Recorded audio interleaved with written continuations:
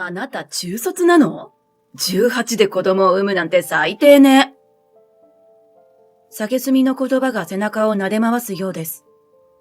引っ越し先の新しい環境に馴染もうとしていたとき、突如現れたのは、東大卒というボスママ。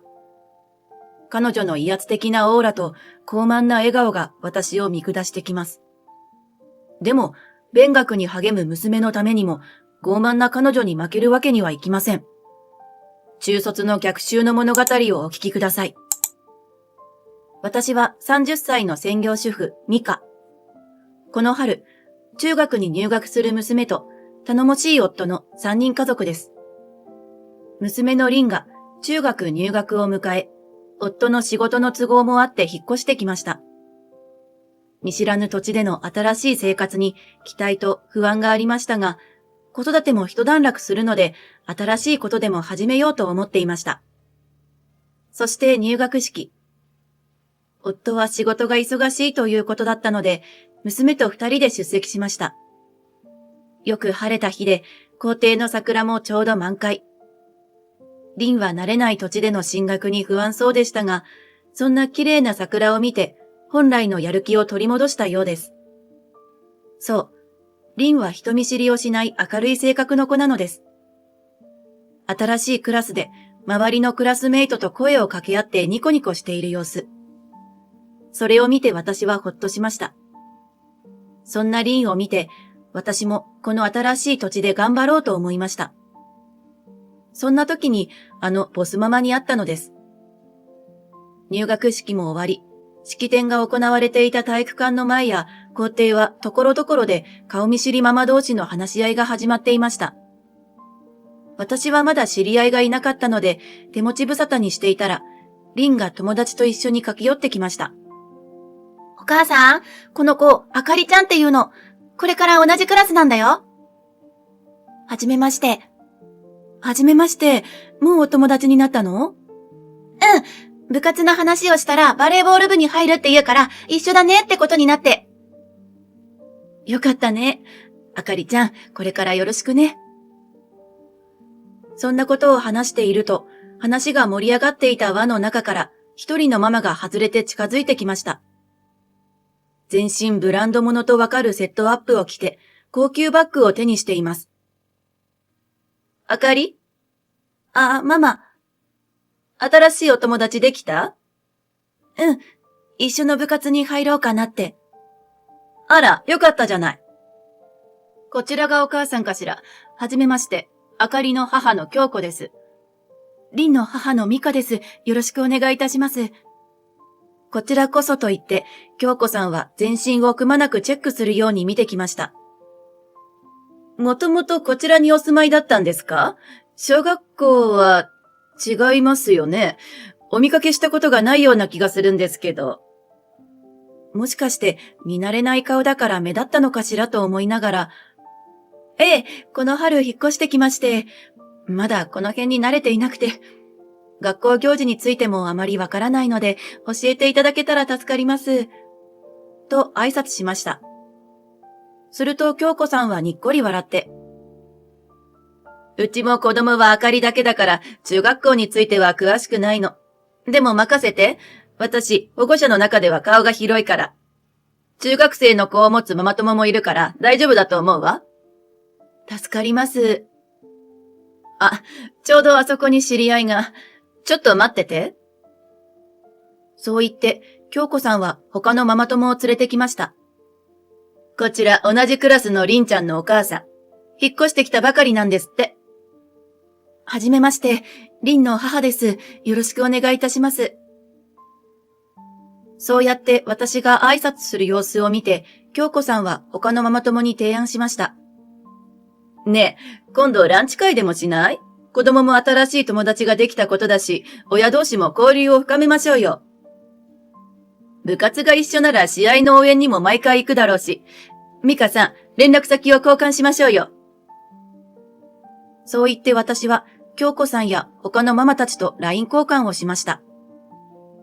帰宅後、リンも私もウキウキしながら夫に報告しました。リンはもうクラスで仲良しの子ができたのよ。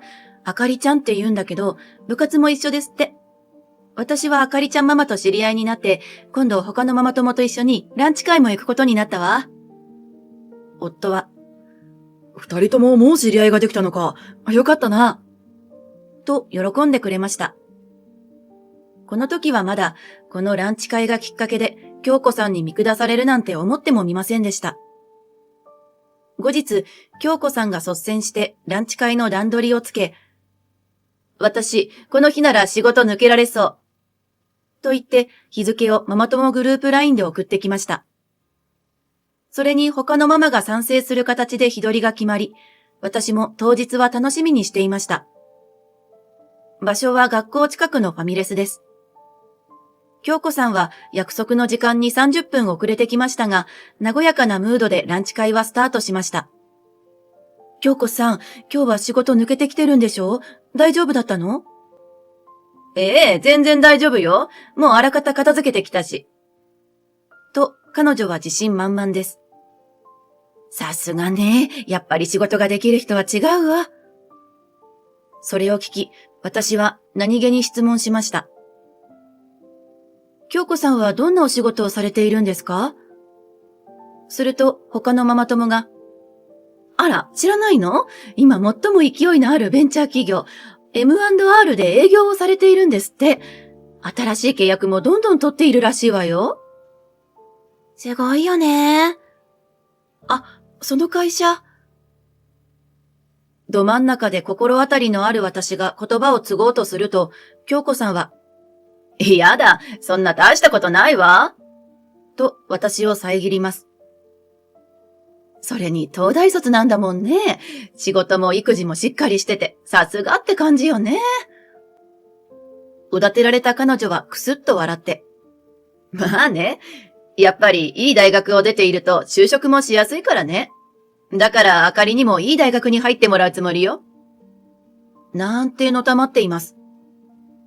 今から子供の就職を考えているなんて、東大卒はやっぱり違うわよね。でも京子さんの子なら大丈夫なんじゃない？だってご主人も東大なんでしょ？本当にエリート一家で羨ましいわ。皆さんも今から頑張ればお子さんをいい大学に入れられるわよ。本当に？まずは友人関係に気をつけないとよね。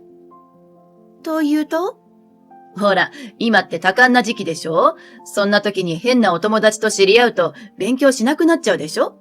だから、あかりにもお付き合いする友達に気をつけてほしいの。そういった京子さんと私は目が合ってしまいました。あ、この流れはやばそう。というのも私は、京子さんのような学歴はありません。しかも私は。でも京子さんは獲物に狙いを絞ったように私に質問してきます。あ、そういえばミカさんのことはほとんど何も知らないわ。お仕事はされているの？あ、スーパーでパートでもできたらいいなとは思っているんですけど。ああ、パート。ってことは専業主婦なの？ええ、今までは子育てに手一杯で。それから彼女は私をまじまじと見て、そういえばミカさんって結構若いよね。バリバリ仕事しているから若作りなのかと思ったんだけど、そういうわけではなさそうね。今おいくつなの？ 30 歳です。30？ 若っ。30で中学生の子供がいるってことは、18で産んだってこと？はい。ってことは高校は卒業したの？産んだのが高校3年の時で、学校は中退しました。中卒ってこと？周りがシーンとなりました。大抵の人は中卒と聞くと驚くので、正直こういったリアクションには慣れていました。この時は学歴が原因で仲間外れにされるとは考えてもいませんでした。でも、京子さんは私の年齢を聞いて、あからさまに態度を変えました。へえ、中卒ね。じゃあ結構苦労しているのね。だって、就職に苦労するでしょ？私みたいに高学歴だとすぐ仕事に就けるけど、中卒はね。だから専業主婦だったのかしら。いえ、そういうわけでは。そうよね。中卒で仕事をするとなると、スーパーのパートぐらいしかないのかもね。え？あ、もしかして旦那さんも同い年とか？さぞかし苦労したんでしょうね。中卒同士の夫婦って大変そうだわ。彼女はあたかも同情するかのように言いますが、馬鹿にしているのが見え見えです。いえ、うちの夫は年上で、中卒ではありません。あら、よかったわ。嫌な感じはしたものの、ここで何か言い返すと火に油を注ぐ事態になりかねません。私は反論したい気持ちをぐっと抑えました。京子さんとのやりとり以降、誰も私に話しかけなくなり、ランチ会はほとんど会話がないまま終了しました。私はその夜、ランチ会での出来事を夫に話しました。せっかく知り合いができたと思ったのに、他のママにも避けられちゃうかも。落ち込むなよ。これまでだってちゃんと仲良くしてくれた人はいただろ？今時そんな学歴で差別する人なんているの？いや、あの場にいればわかると思うけど、他のママはどうかわかんないけど、あかりちゃんママは明らかに中卒の私を見下してたよ。そのママってそんなにすごいの？東大卒で、しかもあなたと同じ会社で働いているらしいの。契約をバリバリ取る営業職なんだって。知ってる？まあ、そんなママからすれば、やっぱり学歴がない私は見下されちゃうのかな。何言ってんだよ。俺はミカがいつも頑張っているのを知ってるよ。ありがとう。それに、ちゃんとした営業なら学歴で人を決めつけないと思うんだけどな。ちょっと調べてみるか。夫はそんなことをぼそっと言っていました。確かに終わったことを気にしても仕方がありません。私はランチ会のことはあまり気にしないでおこうと思ったのですが、ある日、リンが帰宅後にこんなことを教えてくれました。あれ？お母さんいる？いるわよ。どうして？だってあかりが今日はママたちはランチ会で遅くなるって言ってたから、ママもかなって思って。え？同じ部活の子も同じようなことを言ってたから。私は一応 LINE を確認してみましたが、前回のランチ会以降、何も連絡はありません。どうやら私だけのけ者にされたようです。まあ、娘は学校で普通に友達と仲良くしていますし、寂しいですが自分だけ仲間外れにされるぐらいなら、まあいいかと思いました。どうせまたランチ会に呼ばれても、前回同様に見下されるのであれば行く気になりません。むしろ、外されてラッキーだったかも、ぐらいに思っていました。そんな私ですが、再び京子さんに見下されることになります。それは最初の授業参観の日でした。私は京子さんたちとはあまり顔を合わせたくなかったのですが、リンが学校でどんな様子なのか気になり、覚悟を決めて参観に行ったのです。教室に入ると他のママたちがいて、私は挨拶をしましたが、皆さん私を避けている感じがしました。私を遠巻きにしてこそこそ話しており、内容が少し聞こえました。あの人って中卒でヤンキーだったんでしょ？そうみたいよ。なんか旦那さんもヤンキーだったみたい。中卒でヤンキー？しかも旦那も？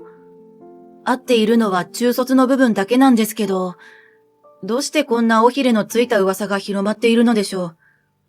内容からして言いふらした張本人は京子さんに違いありません。ランチ会にいたママたちからは避けられるのは覚悟していましたが、知らないママたちにまで噂が広まっているとは。こそこそ話をしているママたちに訂正したかったのですが、私が突然話しかけても信じてもらえないかもしれません。まさかこんな事態になるなんて。大きくため息をついたとき、ちょうど京子さんとランチ会メンバーが一緒に教室にやってきました。あからさまに私から離れた位置に陣取ります。私は噂を流した本人と話すのが手っ取り早いと思い、近くに行って話しかけました。京子さん、こんにちは。どうも。お話ししたいのですが。話しかけたものの、京子さんはこっちを見ずに、隣のママ友に向かって。そういえば今日の授業って何だったかしらとわざとらしく聞いて私を無視します。そうこうするうちにチャイムが鳴り、授業がスタートしました。授業は英語で、先生が生徒に音読をさせたり、意味を質問していました。なかなか読めなかったり、質問に答えられない生徒がいる中、リンはスラスラと英文を読んでいました。先生に発音の良さを褒められ、リンは恥ずかしがりながらも嬉しそうにしていました。それを見て私はほっとしたものの、逆にこれが京子さんを刺激したようです。授業参観が終わった後、私は京子さんに呼び止められました。ミカさん、リンちゃんは英会話でも習っているの？いえ、特に習っていませんが。あんなにスラスラ読めるからびっくりしちゃった。てっきり勉強は得意じゃないと思っていたから。は？だってそうでしょ？親が中卒なんだから。まして英語なんて教えられるわけないし。あ、また中卒を見下してる。もしかして、親の背中を見て自力で頑張るしかないって思ったのかしらね。え？だって、あなたみたいに中卒だと苦労するでしょ？ねえ。と、周りのママに同意を求めるように話しかけます。さすがに中卒の親を見て、自分も中卒で終わろうとは思わないでしょ？だから必死に勉強しているのかしらね。かわいそうに。は？あら、もうこんな時間。私は仕事に行かないと。ごめんなさいね。高学歴で仕事をしていると結構忙しいのよ。それでは。そう言って、周りのママ友に囲まれながら去っていきました。結局、私は他のママたちの中で、中卒で元ヤンキーのママというレッテルが貼られてしまいました。数日後、リンの様子が何かおかしいことに気づきました。ここ数日元気がないようです。どうしたの？何かあった？と聞いても、大丈夫。というものの、何か落ち込んでいる様子です。私はもしかしたらと思いました。私に貼られたレッテルがリンに影響しているのでは？そんな時、リンの部活の試合があり、リンは試合に出ないものの駆けつけて応援すると言います。そこで夫と相談して、二人でリンの様子を見に行くことにしました。すると、試合前の準備や体操などで、リンが同級生から仲間外れにされ、一人ぼっちでいることが分かりました。え？リンの話だと、あかりちゃんや同じクラスの子と仲良く部活に参加しているようだったのに。でも今日は、リンの隣には同級生がいません。むしろ、距離を取られているようです。リンも下を向きながら、なんとか先輩の試合を応援しているようです。試合後、リンを見つけて話をすると、最近、あかりたちが私のことを無視するの。と言うのです。え？あかりのママが私と仲良くするなって言っているみたいで。いつから？授業参観の時ぐらいから。クラスでも部活でも誰も仲良くしてくれなくて。リンは私たちに心配をかけまいと今まで黙っていたようです。でもこれを聞いて、私は腹の底からふつふつと怒りが湧き上がってきました。私のことを見下すのはいいとして、娘まで巻き込むなんて。私、ちょっと京子さんと話してくるわ。夫も大きくうなずきました。私は応援席で世間話をしている京子さんのところまで行きました。ちょっと話があるんだけど。詰め寄りましたが、彼女はまともにこちらを向きません。あまりに大人げないので、人と話すときは相手の顔を見なさいってご両親に教わらなかったの？エリートが聞いて呆れるわ。と嫌味を言ってやりました。すると彼女はこちらにグリーンと顔を向け、私のことを睨みつけます。中卒のくせに偉そうにしないで。私は東大卒のキャリアよ。不勉強のバカなんかとは話したくないの。時間の無駄。ほら、さっさと向こうに行きなさい。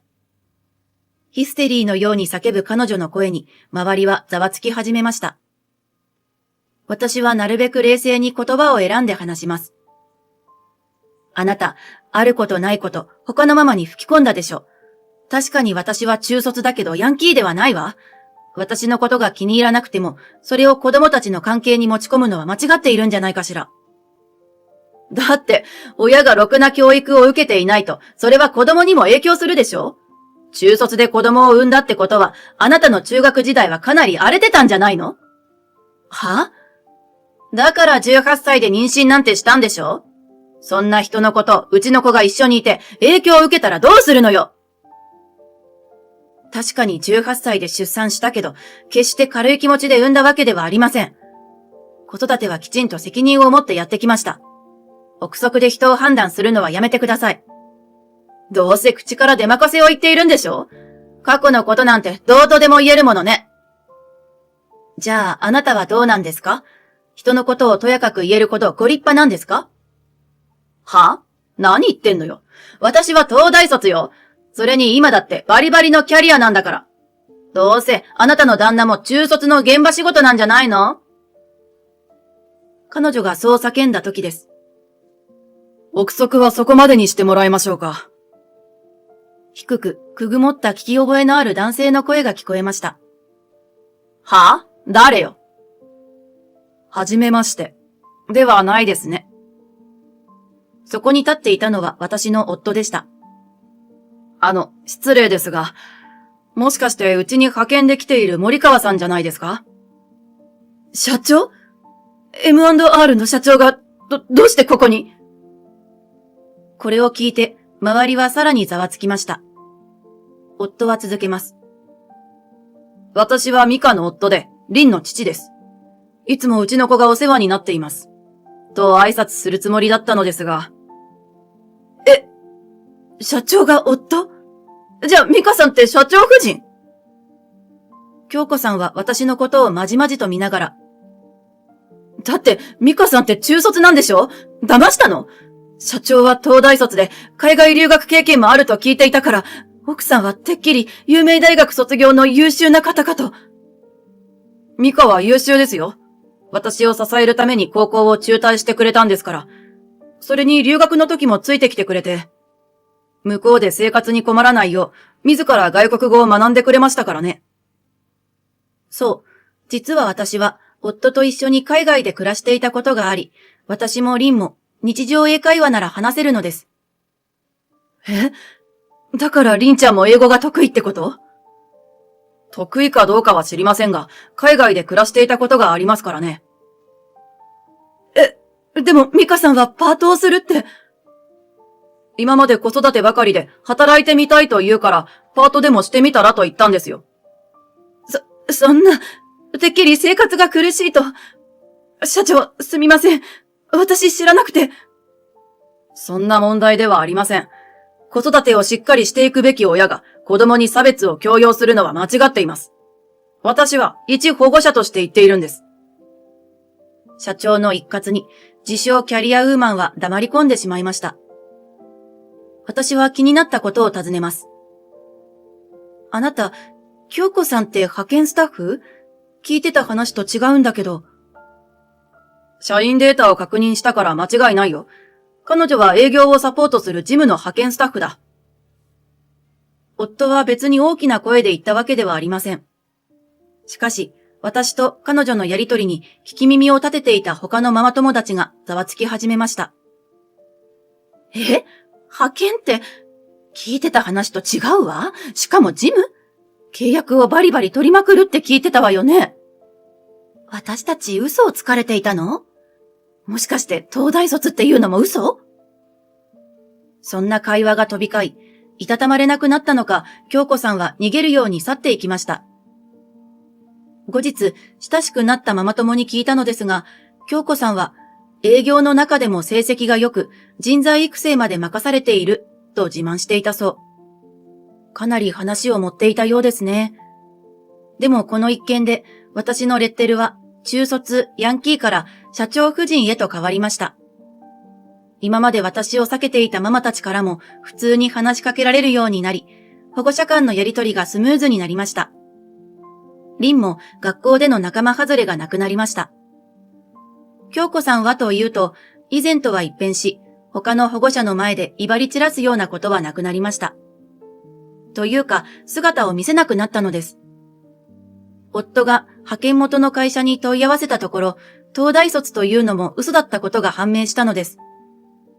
大学を卒業していたのは事実ですが、東京都内の大学を短縮して東大と触れ回っていたようです。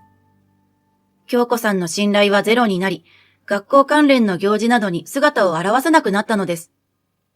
そして、夫の会社の派遣スタッフも辞めてしまいました。辞めた理由は、京子さん自身の責任でした。もともと、彼女の業務態度について、同じ部署のメンバーからいくつもクレームが上がっていて、人事が派遣の契約を更新しなかったのです。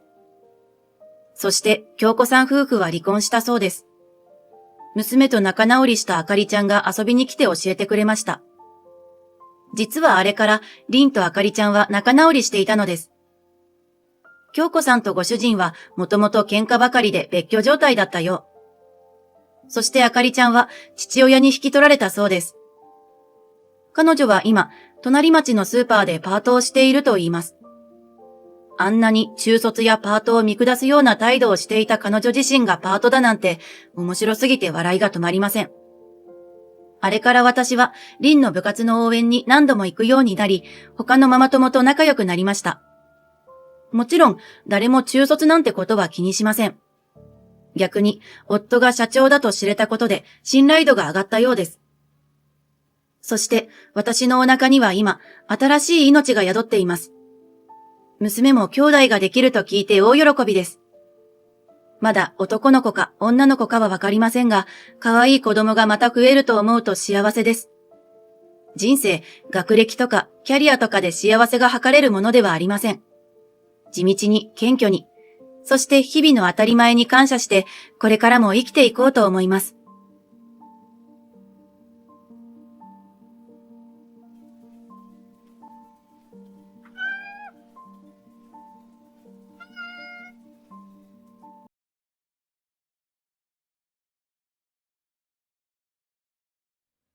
私は吉野、30歳。両親と35歳の姉、朝子と4人暮らし。あ、猫のあんこも一緒です。娘2人がまだ独身なので、両親は気を揉んでいるようです。姉は割と美人で社交的なので、昔から派手な生活をしていました。彼氏と同棲すると言って何度か家を出ましたが、ほどなく愛想が尽きたと帰ってきます。どうも姉は金遣いが荒く、それが原因で破局してしまうらしいのです。私はそんな姉を反面教師として地味な性格になりました。とは言っても世間的には普通だと思います。姉が派手すぎるのです。そんな私にも彼氏ができました。友人の紹介で知り合ったみつる、33歳。都内の会社に勤めていますが、近々実家のホテル業を継ぐそうです。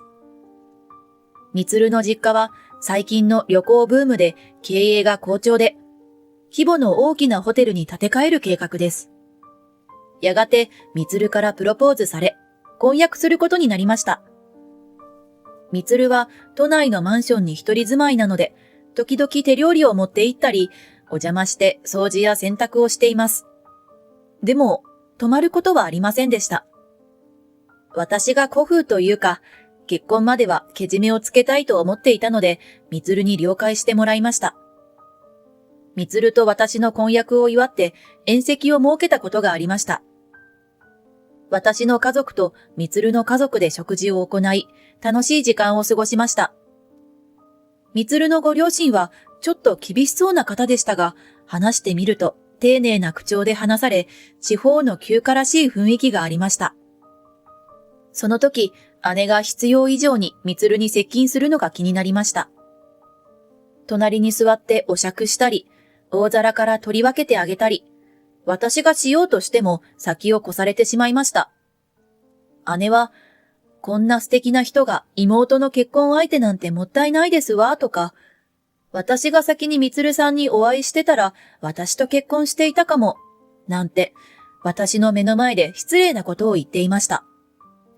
父は、朝子、酔っ払っているのか、浅ましい態度は慎みなさいと注意し、母もみつるの両親に謝っていました。みつるのご両親も、あさこさんもいい人が早く見つかるといいですわね。あなたは器量もいいし、男性には人気がありそうですね。と褒めてはいましたが、正直迷惑に思っているようでした。最近、みつると結婚式やその後の話をよくします。みつるは実家で結婚式をしたいと言います。でも、東京からかなり離れており、私の親族や友達が行くにはかなり費用がかかってしまいます。できれば都内でしたいのですが、結婚後しばらく都内で二人で暮らし、いずれ実家に戻りたいと言います。そして、家業を継いだ暁には、ホテル経営を大々的に変更する夢を描いているようでした。でも私は、姑との同居は嫌なのが本音です。私が不満を言うと彼は、嫁が実家に尽くすのは当然と自分の考えを変えるつもりはなさそう。少しはこっちの気持ちも考えてよって思っちゃいます。そんなこんなで最近はちょっと気持ちが冷めかけているのも事実です。そんな私の気持ちを知ってか知らずか、銀行の担当者と話をしてホテル改築の融資の話をしてきたとか、旅行会社と打ち合わせをしてうちのホテルを利用するプランの話を進めてきた、などと自分の考えをどんどん進めています。私はその考えには正直反対でした。外国人観光客のインバウンドに特化するという考えはうまく当たればかなりの利益を得ると思いますが、失敗すれば最悪。私に言わせれば博打みたいなものです。そのことを意見すると、お前に何がわかる。素人は黙っていろと口を聞いてくれなくなりました。もう結婚なんて、などと思い始めていました。そうこうしているうちに姉の態度が変なことに気がつきました。最近の姉は彼氏がいないと思っていたのですが、やたら若作りな服が増え、化粧品の種類が増えています。よく見るとアンチエイジングと書かれています。私の結婚に刺激されて自分も焦り出したのかしら、なんて思っていました。私はみつるとの関係がうまくいっていないことで悩んでいました。そんな私を見て勤務している会社の係長が声をかけてくれました。最近暗いね。何かあったの？ああ、係長。ご心配かけてすみません。いや、大したことではないのですが、ちょっと彼とうまくいっていなくて、仕事に私情を持ち込んでしまって申し訳ありません。はは、マリッジブルーってやつかな。大丈夫。いやでも結婚式は来るんだから、あまり難しく考えないで、楽しいことだけを考えるといいよ。そうですね。ご心配いただいてありがとうございます。係長の笑顔で少しは気が楽になりました。そんな日々を過ごしているうち、みつるのことを考える時間が少なくなりました。最近は会うことも少なくなり、会っても話が弾みません。結婚なんてやめようかな。でも婚約してるし。そんなことばかり考えていました。もうどっちでもいいから誰か私の背中を押して。悩んで夜も眠れず、食欲もなくなり、私は本当に疲れ果ててしまいました。そんなある日、なんと姉の妊娠が発覚しました。相手は誰？両親から問い詰められると、姉は笑顔で話し始めました。なんと相手は、みつる。私がこうなっちゃってごめんね。みつるさんは私の方が好きだって言うから。もう私のお腹には二人の愛の証がいるし、これでみつるさんは私のもの。あんたの婚約者を奪ってやったわ。みつるの説明によると、私が言うことを聞かず反抗的なのでイライラしていたとき、姉から何度も連絡があり、一緒に飲みに行くようになった。それから何度か話を聞いてもらって親密になり、私への愛情がなくなり、代わりに姉に対して愛情を持つようになった。その結果、お腹に子供が、とのことでした。私は悔しくて悲しくて、姉とみつるを恨むしかない。と、奈落の底に落とされたのですが、でも、なぜかほっとした気持ちがあるのも確かでした。結婚を迷っていた私の背中を押してくれたのは想定外の姉だったのです。思わず私は、お姉ちゃんありがとうと言ってしまいました。は？私の意外な態度に姉は不思議そうな顔をしています。あんたバカなの？婚約者を奪われて何がありがとうなのよ。そして両親に向かって、これで貧乏な家族とおさらばできるわ。旦那の実家が裕福だからってお金の無心なんてしないでね。私はもう家族じゃなくなるんだから。と言い放ったのです。もう我慢の限界という顔で父が、勝手にしろ。自分の言ったことを忘れるなと吐き捨てると、姉は私たち家族を一別して家を出て行きました。私は姉のおかげで気持ちの整理がつきました。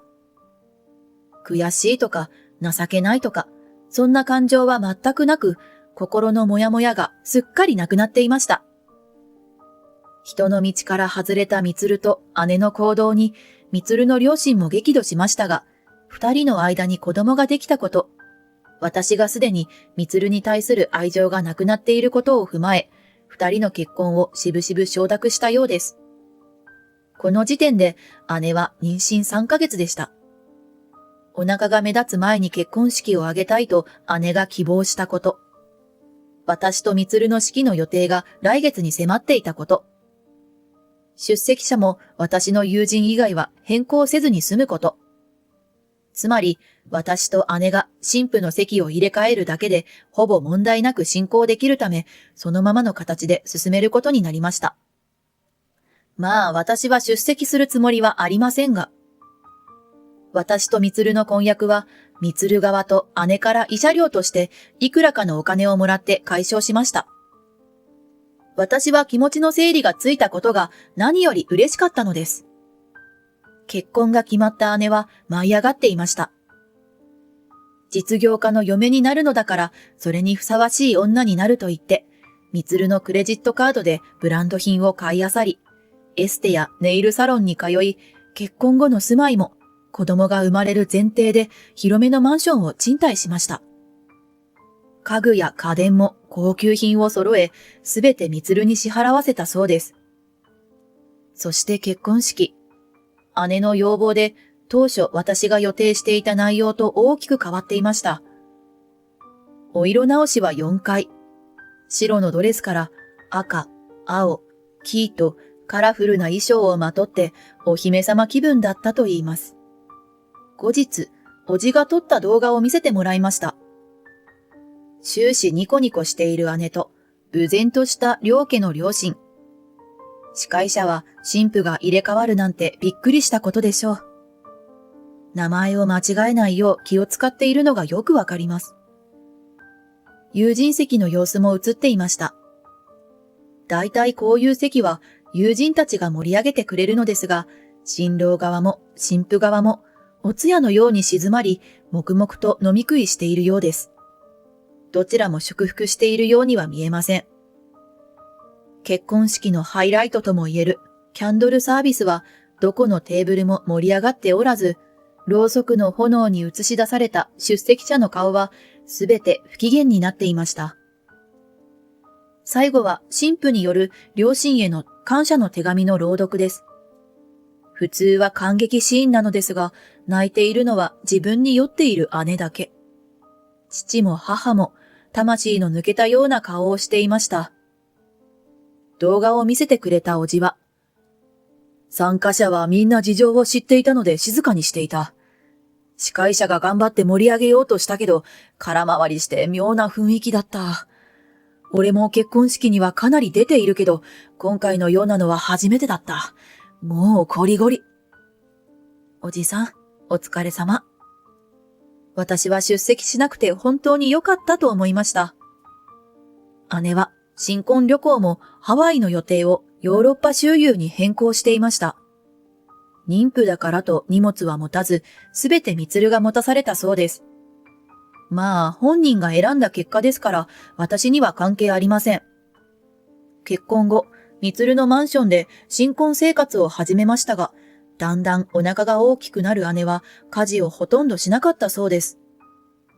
姉の性格を知る者からすればごく当たり前のことですけど。そして姉は無事出産。男の子でした。可愛い甥っ子でしたが、私は複雑な気分です。みつるの両親も初孫は喜んでくれたそうです。みつるは実家に帰り、ホテルの経営者となりました。そして、かねての計画通り、大改装を行いました。日本は観光立国の政策のもと、海外からの観光客を増やそうと計画しています。それに伴い、宿泊施設も外国人客獲得のためにいろいろと案を練っていました。みつるはこのインバウンドを狙い、実家のホテルを海外観光客向けに建て直すことにしたのです。実家の土地、家屋を担保に銀行からかなりの金額を借り入れ、近代的なホテルに建て替えました。部屋はすべて洋室。自慢の温泉は大浴場を取り壊して貸し切りの家族風呂に変更しました。食事も部屋出しをなくし、レストランと軽食コーナーに変え、かなりの従業員を解雇してしまいました。完全に家族向けに変更したのです。この変更は狙い通り外国人観光客に好まれ、かなりの人気ホテルになりました。徹底的にコストカットを行ったことで、安く泊まれるホテルとして人気が出たのです。反面、昔からの風情がなくなった、と日本人観光客からはほとんど利用されなくなりました。順調に業績を伸ばしたみつるは大きな収益を上げることができました。それに伴って姉の生活も派手になり、外車やブランド品でセレブ気取り。甥っ子も私立の名門幼稚園に通い、姉はママ友の中でも上位の地位を得て、得意満遍になっていたそうです。ところが、予想もしていなかった出来事が世界を襲います。そう、世界中で猛威を振るっているあの病です。外国からの入国はもちろん、国内でも県をまたぐことが制限されました。街には人の姿が消え、店という店が休業となってしまいました。当然、人が動けなくなるということは、いろいろな業種に影響が出ます。特にサービス業や外食産業、観光業はかなり大きな収益源になりました。インバウンドによる外国人観光客をメインにしているみつるのホテルは大打撃を受けることになりました。入国制限や緊急事態宣言により観光客がなくなり、ホテルの利用客はほぼゼロになってしまったのです。慌てて国内の観光客にアピールしましたが、日本人の求める風情が全くないこのホテルは無視されてしまいました。借入金の返済は滞り、実家の不動産を売却することでしばらくはしのぐことができましたが、それにも限界があります。くそ、まさかこんな事態になるなんて。みつるはどこにもぶつけることのできない悔しさと頭を悩ます資金繰りのため生活が荒れていきました。姉はもともと経営には参加していないので何もできません。逆に今までのような生活ができなくなったことで、みつると喧嘩が絶えず、家庭内別居の悲惨な状況となっていきました。そんなある日、姉が実家に帰ってきました。ただいま、久しぶりね。みんな元気？お姉ちゃん、今は帰ってきちゃダメじゃないの？緊急事態宣言中でしょ？わかってるけど、どうにもならないのよ。助けて。まあ、とにかく上がって。手洗いとうがいをしてね。姉が言うには、このままでは担保の土地や建物が取られてしまうので、なんとか援助してほしい、とのことでした。甥っ子は別の部屋で猫のあんこと遊んでいます。あんこ、ご苦労様。しかし、平凡なサラリーマン家庭に、そんなお金があるわけもなく断りました。それでも姉は諦めず、この家や土地を売ってお金を作れと言います。父や母は姉を諌めました。補助金や助成金でなんとかならんのか。コロナによる休業の損失補填として国からお金が出ていることを知っていた父は姉に尋ねました。今、みつるがいろいろ手配しているけど、1回や2回の補助じゃ何にもならないの。姉はお手上げといった表情です。みつるくんの計画はかなり無理な計画だったのではないかね。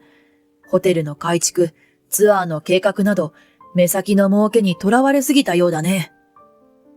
最初は外国の観光客はお金をよく使ってくれたし、旅行会社もうちのホテルを推薦してくれたの。でも、今では肝心の外国からのお客が来なくなって。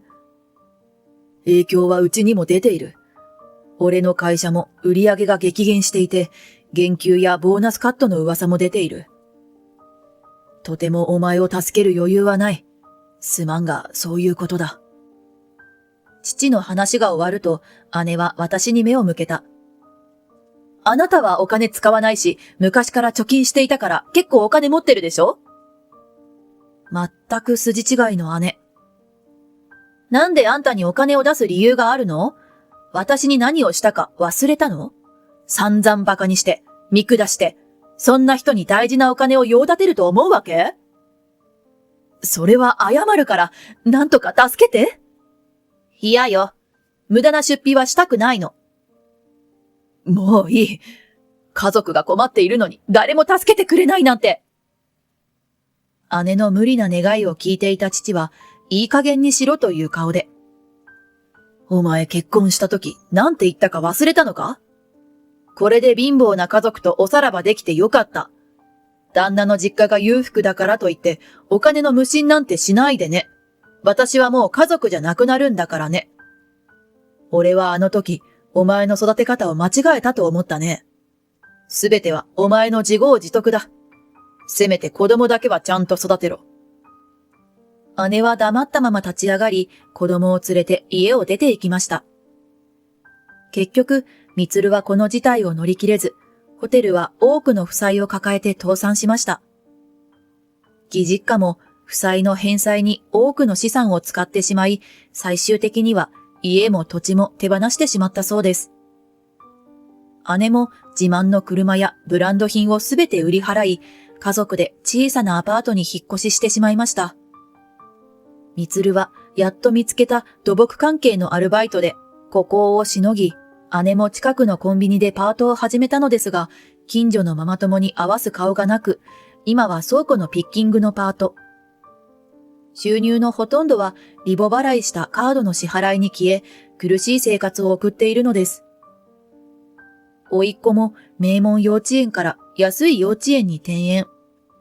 義実家も今はわずかな年金で暮らしているそうです。私といえば、職場のあの係長から告白されてお付き合いを始めました。イケメンではないけれど誠実な人です。彼は経営コンサルタントに転職。なんと破綻したみつるのホテルの経営立て直しのため派遣されることになりました。彼の恩情でみつるはホテルの清掃員から出直すことになっています。ホテル再建に目処が立てば、彼はオーナーとして手腕を振るう予定とのこと。コロナ禍が落ち着いたら結婚しようと言ってくれています。その時、みつると私の姉はどんな立場になるのだろう。近未来を無双し、北総 M のでした。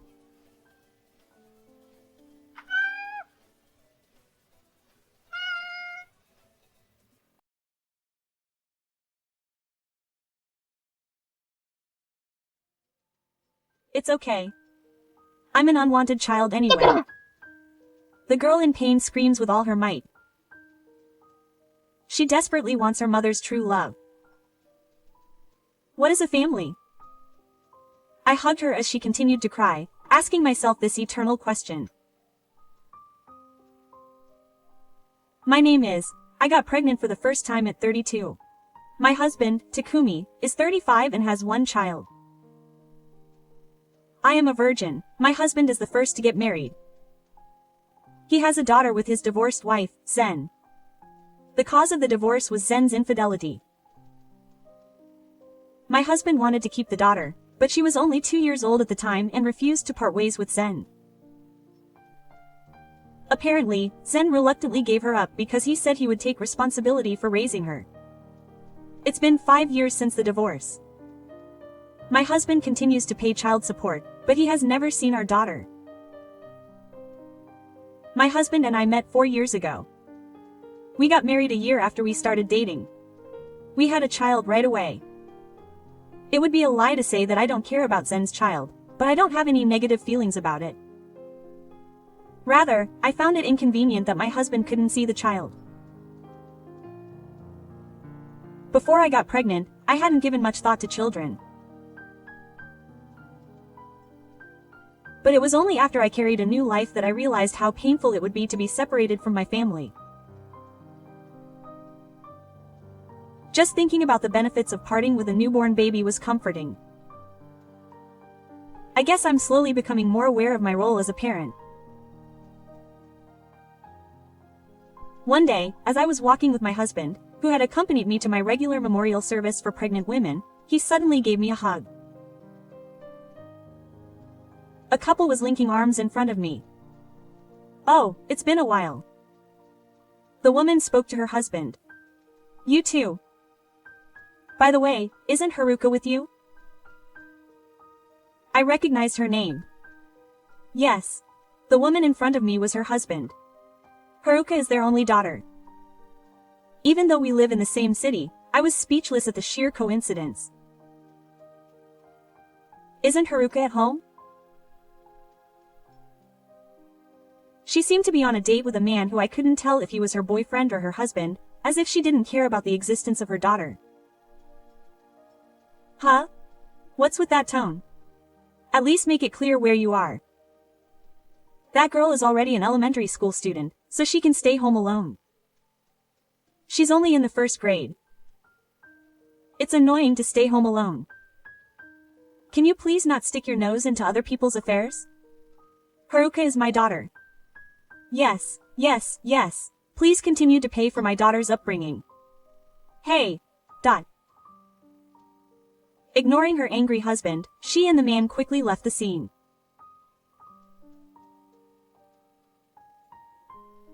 A few days after that happened, I was out shopping alone when a familiar woman came up from the front. "Oh, perfect timing. She was on her way to your house." "Yes." She pushed her back and thrust a girl with a school bag in front of me. It was her child, her husband's daughter, Haka. My husband must have asked for our address. I thought coincidences just happen, but it wasn't a coincidence at all. "I'll be away for a while. I don't have anywhere to leave her, so could you look after her for a while?" Wait, I was so taken aback that I couldn't answer right away, and in the blink of an eye, she disappeared. How fast? Should I go home with Haruka, who was left behind? There's no way I can just leave her here. She's expressionless. And silent. And she doesn't move. I was at a loss as to what to do when she finally looked at my face. It's only for 2 days, but please take care of me," she said, bowing deeply to me. Is she really an elementary school student? I was confused, but I took her hand and headed home. "I'm really sorry." I told her off. Quote. When my husband got home from work, he apologized to me so hard that he almost slammed his forehead into the floor. "It can't be helped. There's no one to leave her with. I can understand how you can't leave a little kid all alone." Quote. I have no idea what she thinks of her father, but Haruka was silently reading a book. She's such a big, good girl. That was my first impression of her. Normally, a 1st grader would feel lonely if their mother was away for a few hours, but she didn't say anything. I tried to talk to her in various ways, trying to make her eat snacks or watch anime until my husband came home, but she just said, "Don't bother me," and that was the end of it. She said, "School's fun," and when I asked her what she wanted to eat, she just said, "Nothing." In the end, we both fell silent. It was a very awkward situation. Apparently, she's met a new guy and is going on a week-long trip. It's really the worst when you plan a trip without even thinking about where to leave your child. I wonder what she's been doing up until now. She probably thought she found a good place to leave her child when we happened to meet again the other day. Her parents are dead in the tower, aren't they? My husband muttered these words, and a feeling of helplessness filled the air between us. For the next week, Ka-chan was a very good girl. I think that's a good thing. No, I don't think it's a good thing at all. She's just a child, after all. She's still in the first grade. Her job is to be selfish and cause trouble. In the end, she remained a good girl until the very end, and the week ended in awkward silence. And then the day came when my husband, Sensei, was coming to pick her up. On Sunday morning, Haruka was unusually restless. I wondered if Mom was here yet. Ah, she's just a child after all. She's at the age where she misses her mother. Just as she was thinking that, you broke your promise. You have a wife, you know. Look, she's pregnant and can't push herself too hard. You've been through it too. Think about your daughter's feelings in the first place. She's been waiting for you, impatiently. Her husband's angry voice echoed. Haruka looked out the window, now completely dark, with sad eyes. That's right. Her mother hadn't come to pick her up at the appointed time. Her husband must have called her and said something like her plans had changed and she couldn't pick her up. Her husband was furious. Haruka won't be picked up today. Keep your promise. That's so sad. Oh, come on. Are you kidding me? She hung up. Her husband was stunned when the phone was hung up on him. Haruka, how should I explain this? When I tried to put my hand on her shoulder while she was still staring out the window, she slapped it away. Haruka, it's okay. Huh? It's okay. I'm just a useless child anyway. Hey, Haruka. Mommy's always like that. She always values men more than me. She never makes dinner for me when I get home. She always eats convenience store bento boxes. Her lunch for the field trip is bread, and the class counselor never comes. She won't come to the sports day that's coming up soon anyway. Haruka's eyes filled with tears. Hey, I'm an useless child. Am I a nuisance to Mommy? I kept my promise to wait for you alone. What about Mommy? What about Mommy? Haruka. I didn't want to hear anything more, so I hugged her tightly. At that moment, she must have lost the ability to speak. Haruka burst into tears. She must have been holding back all this time. She believed that if she just held back, and was a good girl, her mother would cherish her. There were no unnatural injuries on Haruka's body, nor was she dressed in a shabby manner. That woman must have done a decent job of raising her. But what's most important to a young child is love. To be hugged tightly. To have her head stroked. To be told, I love you. To be told, I love you. That's what's most important. She didn't give Haruka. Haruka. Unable to resist, my husband hugged our daughter. Quote, Dad. For the past week, my husband and Haruka's relationship had been very awkward. Even though they were blood relatives and looked alike, there had been a thick wall between them that had prevented them from seeing each other even though they wanted to. But the moment my husband hugged our daughter, it felt like that wall had suddenly crumbled. The three of us hugged each other and cried for a while. It was another week before her mother finally came to pick her up. My husband approached me with a strange request, saying that he wanted to take our daughter back after a month of Haruka returning to her previous life with her mother. Quote, Okay, said without hesitation. Is it okay to decide so easily? What are you talking about? I've thought about it a lot this past month too. If you hadn't said anything, I think I would have suggested it myself. Huh, really? That's right. Dot. Because Haruka is your daughter. Your beloved, precious daughter. And she'll be the big sister to the child you're going to have. I felt my baby swell. At that moment, as if to say, that's right, the baby in my belly kicked. A feeling of happiness welled up inside me, and I looked at my husband. That child needs a family. Not just a family that loves her and lives with her. Not just one that feeds her. I think she needs a real family. So let's go get her. Our precious daughter. Thank you. To be honest, I still can't think of Haruka as my daughter. But the same goes for Ka-chan.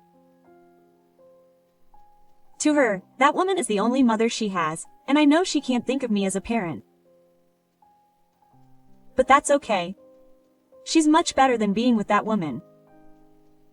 I can't imagine that Ka-chan will be happy if she cries like that. I never want to see those tears again. It doesn't have to be mother and daughter. I don't think that's the only way a family can be. I want to believe that. But I don't think you should force it, so I want you to talk to Haruka first and listen to her feelings. Yes. What's most important is Haruka's feelings. Yes, thank you. I can't do that, so I want you, as her father, to do it. Oh, of course. I'll also consult with a lawyer so that we can get married without any problems. Yes, please. And so we started making preparations to welcome Haruka. But things moved unexpectedly quickly. And that was with Haruka suddenly coming to our house. One day, when I returned from the baby shower, someone was sitting in front of the house. When I looked over, it was Haruka. What's wrong, Mommy? She said that and started crying. Her hands were completely cold. I wonder how long she had been in front of the house. When she saw her husband rushing to meet me after hearing my call, she started crying again. When she fell asleep from crying, her husband called Zensai. No more. What's going on? I could hear Zensai's voice from my husband's smartphone, which was on speaker mode. That's why my current boyfriend says he doesn't like children. He can't leave her at home. I shouldn't have any men in the house. He wants to live with me. But I can't just abandon Haruka. I don't want people to say I'm doing something terrible to the child. Just leaving her in front of my house is bad enough. Why? I just dropped her off at her father's house. She's your daughter, so you can raise her. Oh, that's enough. Okay, I understand. I'll raise Haruka with love and care. I'll never let her go back to you, so that's fine, right? I said it was okay. That's right. I have no income, so I can't pay child support. I didn't do anything like that. I'll consult a lawyer tomorrow and go through the procedures for changing the terms, so you should take care of it properly. Yes. Oh, he's calling. See you later. She hung up the phone with a quick, casual reply. There was silence for a while, broken by her husband's long sigh. Sorry, don't do that to me. Okay. I'll go check on Haruka. Okay. Stay by her side. Thank you. I smiled back at my exhausted husband. I don't know what will happen. I'll just protect Haruka just like I do the baby in my belly. I want to make up my mind. However, parenting, which had begun so suddenly, wasn't so easy. I don't hate this. I won't eat it. Don't talk to me. Haruka had become a troubled child, the complete opposite of when she came to my house before. She was probably anxious about being separated from her mother. She couldn't calm down unless she hit something. I endured it cheerfully. Don't throw an axe just because you don't like it. Life is in everything. You can't grow up unless you eat everything. Just thinking about it won't get the message across. Tell me a lot about Haruka. As I continued to interact with her without giving up, her attitude gradually changed. When I was rubbing my belly, which had finally grown into a full-grown baby, Haruka timidly approached me. She seemed interested in my belly, so I asked her. Can I touch your belly? Is that okay? Of course, gently. Gently. Yes. Her cheeks were flushed red, and Haruka gently touched my belly.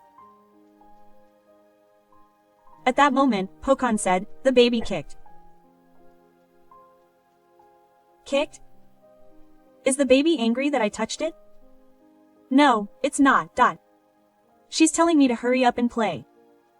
Big sister? Yes, Haruka is this child's big sister.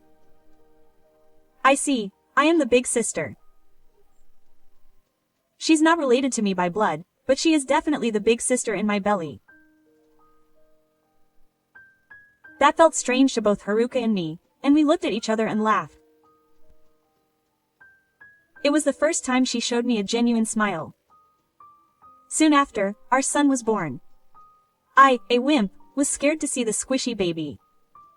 My husband also tried to hold him, hesitantly, as it had been a while since he had felt the touch of a baby's skin. Haruka was also seeing a baby for the first time. Her eyes widened at the sight of her little brother. And the baby's innocent, pleading face. We had a strange relationship, but I'm sure anyone would have thought we were a real family. And more than 10 years have passed since we welcomed Haruka into our family. Haruka was about to graduate from high school, and her rebellious phase was finally over. Recently, our son had become more cheeky and demanding. Then one day, my husband received a call from Zensai on his cell phone. What could have happened, since we hadn't heard anything from him in over 10 years? I couldn't help but feel disgusted. After finishing the call, my husband called Haruka and me into the living room. He said he wanted to see our daughter. Why now? Apparently, he's single now. He must be lonely. He's still as selfish as ever. My husband spat out his anger, expressing his feelings rudely. I feel the same way. Up until now, he's completely ignored our daughter and wouldn't even try to see her. However, it's up to Haruka to decide whether or not to see her. My husband and I looked at her. Haruka, you decide what to do. In response to my husband's question, she said she wanted to see her mom. I see. But I don't just want to see her, I want to live with her. I guess she can't forget her real mother. I thought that for a moment, but I was surprised by her next words. This is where I belong. It's all I have with my dad, San, and little brother.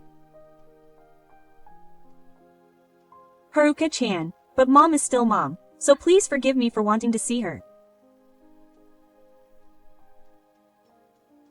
That's only natural. Oh, she's grown up. She's become an adult. I was moved to tears by the sight of her being able to clearly express her feelings. Haruka-chan calls me by my name.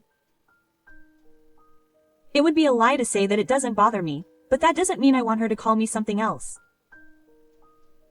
No matter what, we're family. That was enough for me.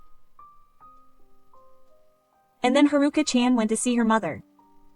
She's planning to stay for a few days during the long weekend.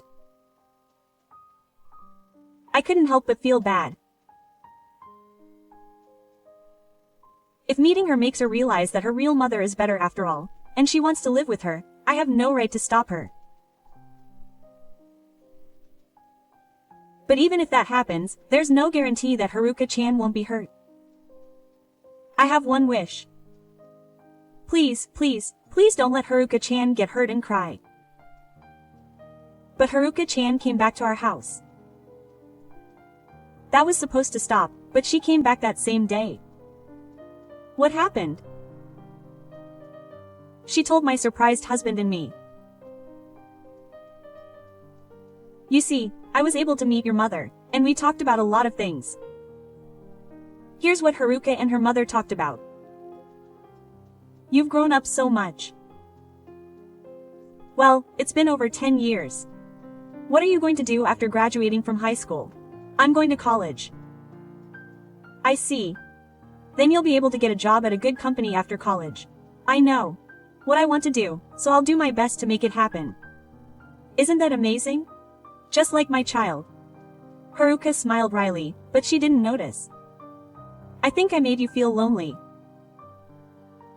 You must have felt lonely living with a woman who wasn't your real mother.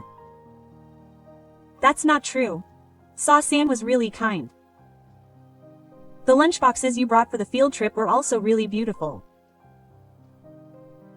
I participated in the parent-child lily at the sports day. The class counselor always came too. It must be nice to have free time. Ka-chan couldn't ignore her sneering at me. You can't put it that way. Mom didn't do anything for you. Mom was really busy. She didn't work, did she? Well, yeah. I was barely getting by on the child support from Dad. Oh, and I was in trouble after you went to Dad's house and died. And I don't have a boyfriend right now, so I have no money. But I'll be relieved if you live with me. Huh. Haruka can do a lot of part-time jobs. Work hard and earn money. What are you talking about? I can't be sorry to be with Mom. Huh? Haruka said, looking at me with quiet anger. I came here today to draw a line. I've never been able to tell Mom what I wanted to say. Why, what do you want to say? Thank you for raising me until I started elementary school. Oh, so you're going to repay me? Wait. I have to listen to everything you have to say. And thank you for leaving me in your care. You two loved me so much. You gave me so much love, especially the overflowing love that Mom never gave me. Huh? Oh, she froze and was speechless. You can create a bond with your family even if you're not blood related. That's what I learned. My family is just those people. Mom is Mom, but she's not family. Hey, I wanted to say goodbye properly. Goodbye, Mom. I'll never see you again. Yeah. Wait a minute. What's going to happen to my life? I don't care. Just find a new boyfriend. I'm sorry. I'm really sorry. If you're still holding a grudge about the past, I'll apologize. So you don't have to apologize. I don't hold a grudge, and I'm actually grateful that you introduced me to my current family. That's what Haruka-chan said, shaking off her clinging arm as she drew Beth, smiling slightly and saying goodbye one more time. That's how she said goodbye to her mother. Is that okay? Yeah. That's what I intended from the beginning, so I'll never see that person again. I told you. This is where I belong. My family is everyone here. It's just Dad, my brother, and Mom. Huh, I didn't know what you called me for a moment. Haruka laughs and says I have a weird face as I curl my head up.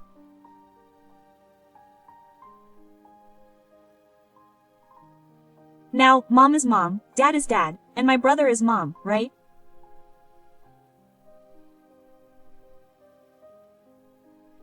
I can't stand Haruka's cheeks turning red as if she's embarrassed, and she keeps saying Mom.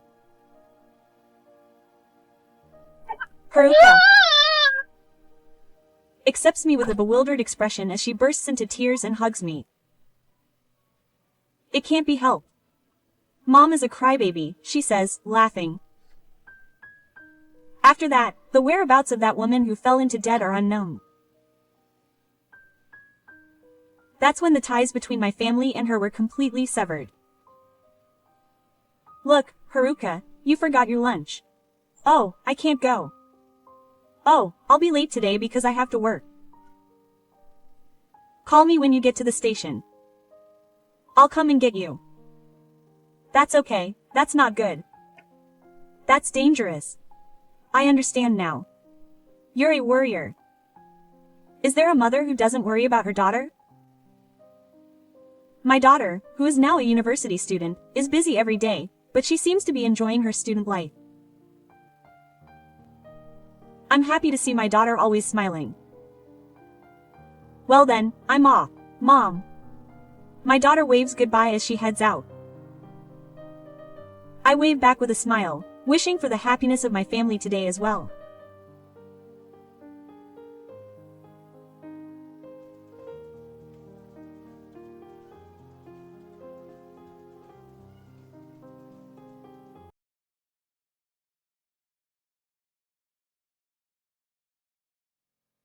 Please put the discount sticker on it quickly. Serve samples too. A regular customer who just eats the samples and messes them up every day. His true identity is a resident of my neighborhood. I've ended up with a really troublesome person. But it's okay. I have a strong team. Come on, everyone, let's do our best to repel that annoying customer. My name is Sao. I'm 45 years old and I've always been told that I was a quiet and modest child as a child. However, recently people have been saying that I'm thick and have a strong heart. How rude. Giving birth to a child makes a woman strong. HMPH. But even I once had a spiritual experience that almost broke my heart. That was about 5 years ago. I was living the life of an ordinary housewife, saving money every day while working as a couple to pay the mortgage on our newly built house, and ignoring my daughter's selfish requests.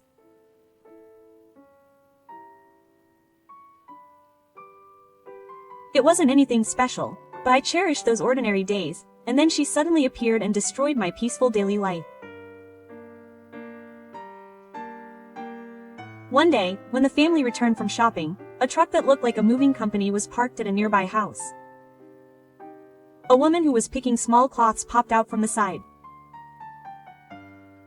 Oh, are you a neighbor? I'm Naka, who moved in today. Come on, say hello too. A middle-aged woman strongly patted the back of the head of a girl standing next to her with her palm. The girl seemed to be overwhelmed by the pressure of the woman's hand for a moment, and whispered, "Nice to meet you. Is that your child? From the looks of it, I think you're as old as ours. I think we'll get along." Naka-san came pushing forward even though we hadn't even introduced ourselves. I realized for myself that this is what it means to be pushed by the other person. Only my daughter, Chika, was not shy around strangers. When she turned 8 years old, she introduced herself perfectly, holding up 8 fingers on both hands, just as I had taught her before. Her name is Suchi-chan. Please be nice to us. Yes. While my husband and I felt that Naka-san's strong personality was somehow troublesome, our daughter was happy that she had made a friend. Sorry for the late introduction. My name is Inaba. I live in the compound over there. When I introduced myself, my husband bowed deeply. So your name is Inaba-san. Please be friends with me. Needless to say, I felt a little disgusted by Naka-san's words as he spoke, spitting everywhere. Well, he may be a nice person, and you shouldn't judge people by things like this. I'm sorry. What did I think? I'm looking forward to the housewarming gift. My husband and I are speechless after hearing Naka-san's words. He just said something about a housewarming gift. I wonder if I misheard. As you can see, we are a single-parent household. I got divorced, so I came back to my parents' house. Naka-san told us a pretty important story with a smile on his face when we first met. I see. It must have been difficult. In front of us, she said that she was struggling financially and was waiting for us to come. They say that single-parent families are lucky because they get allowances, but it's not true at all.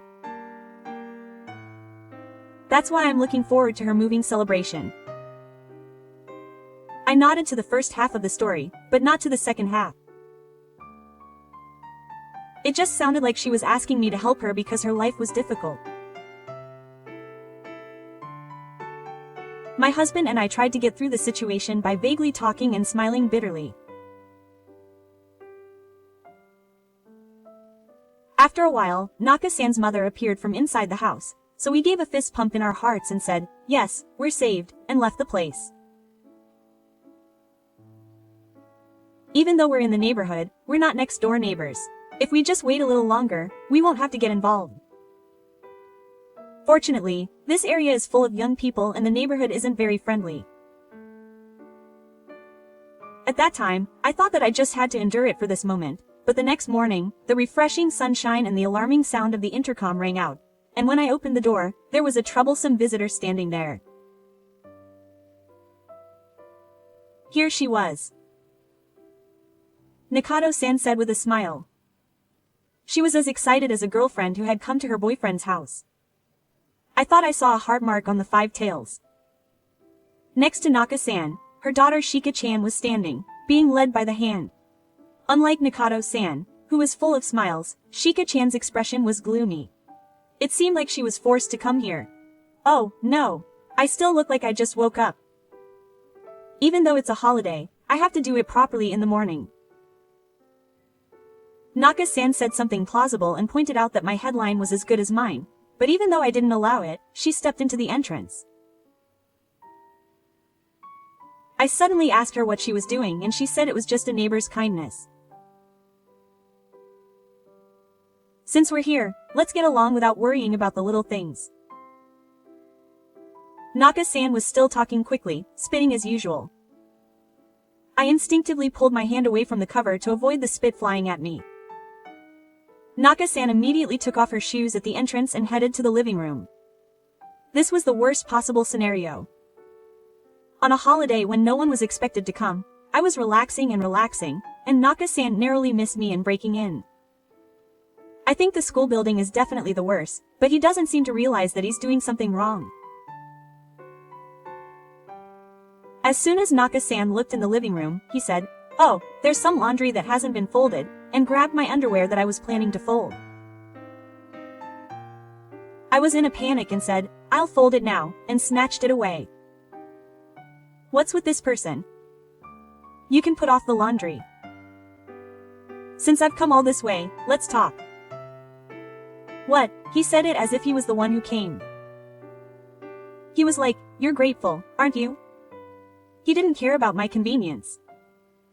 I was about to burst out in dissatisfaction, thinking, who does he think he is and what a nuisance he is. But the problem is that Naka-san is a neighbor. I haven't talked to him in detail, so I don't know yet, but we'll probably go to the same elementary school. Considering that, I couldn't push him away and had to go along with it. I guess this is how neighborhood troubles are born. I had no choice but to make Naka-san sit at the table and serve him tea. Chan seems to be a big kid, but my daughter called out to her and they seemed to play together. It would be a nice sight to see children get along well, but because her parent is Naka-san, I can't watch over them with a calm mind. I sat down in front of Naka-san nervously. Our children are the same age, so I want us to get along. Saying this, Naka-san suddenly gulped down his tea. He didn't care that I was at a loss for words and handed me the cup, asking for a refill. I'm not the type of person who usually spits tea, but when she says it so boldly, I want to give her a refill. Well, that's not the case. If you give me a refill, do you have any sweets? Huh? Cookies go well with tea. Give me something to snack on. You're not planning to end your entertaining with just tea, are you? What's with this guy?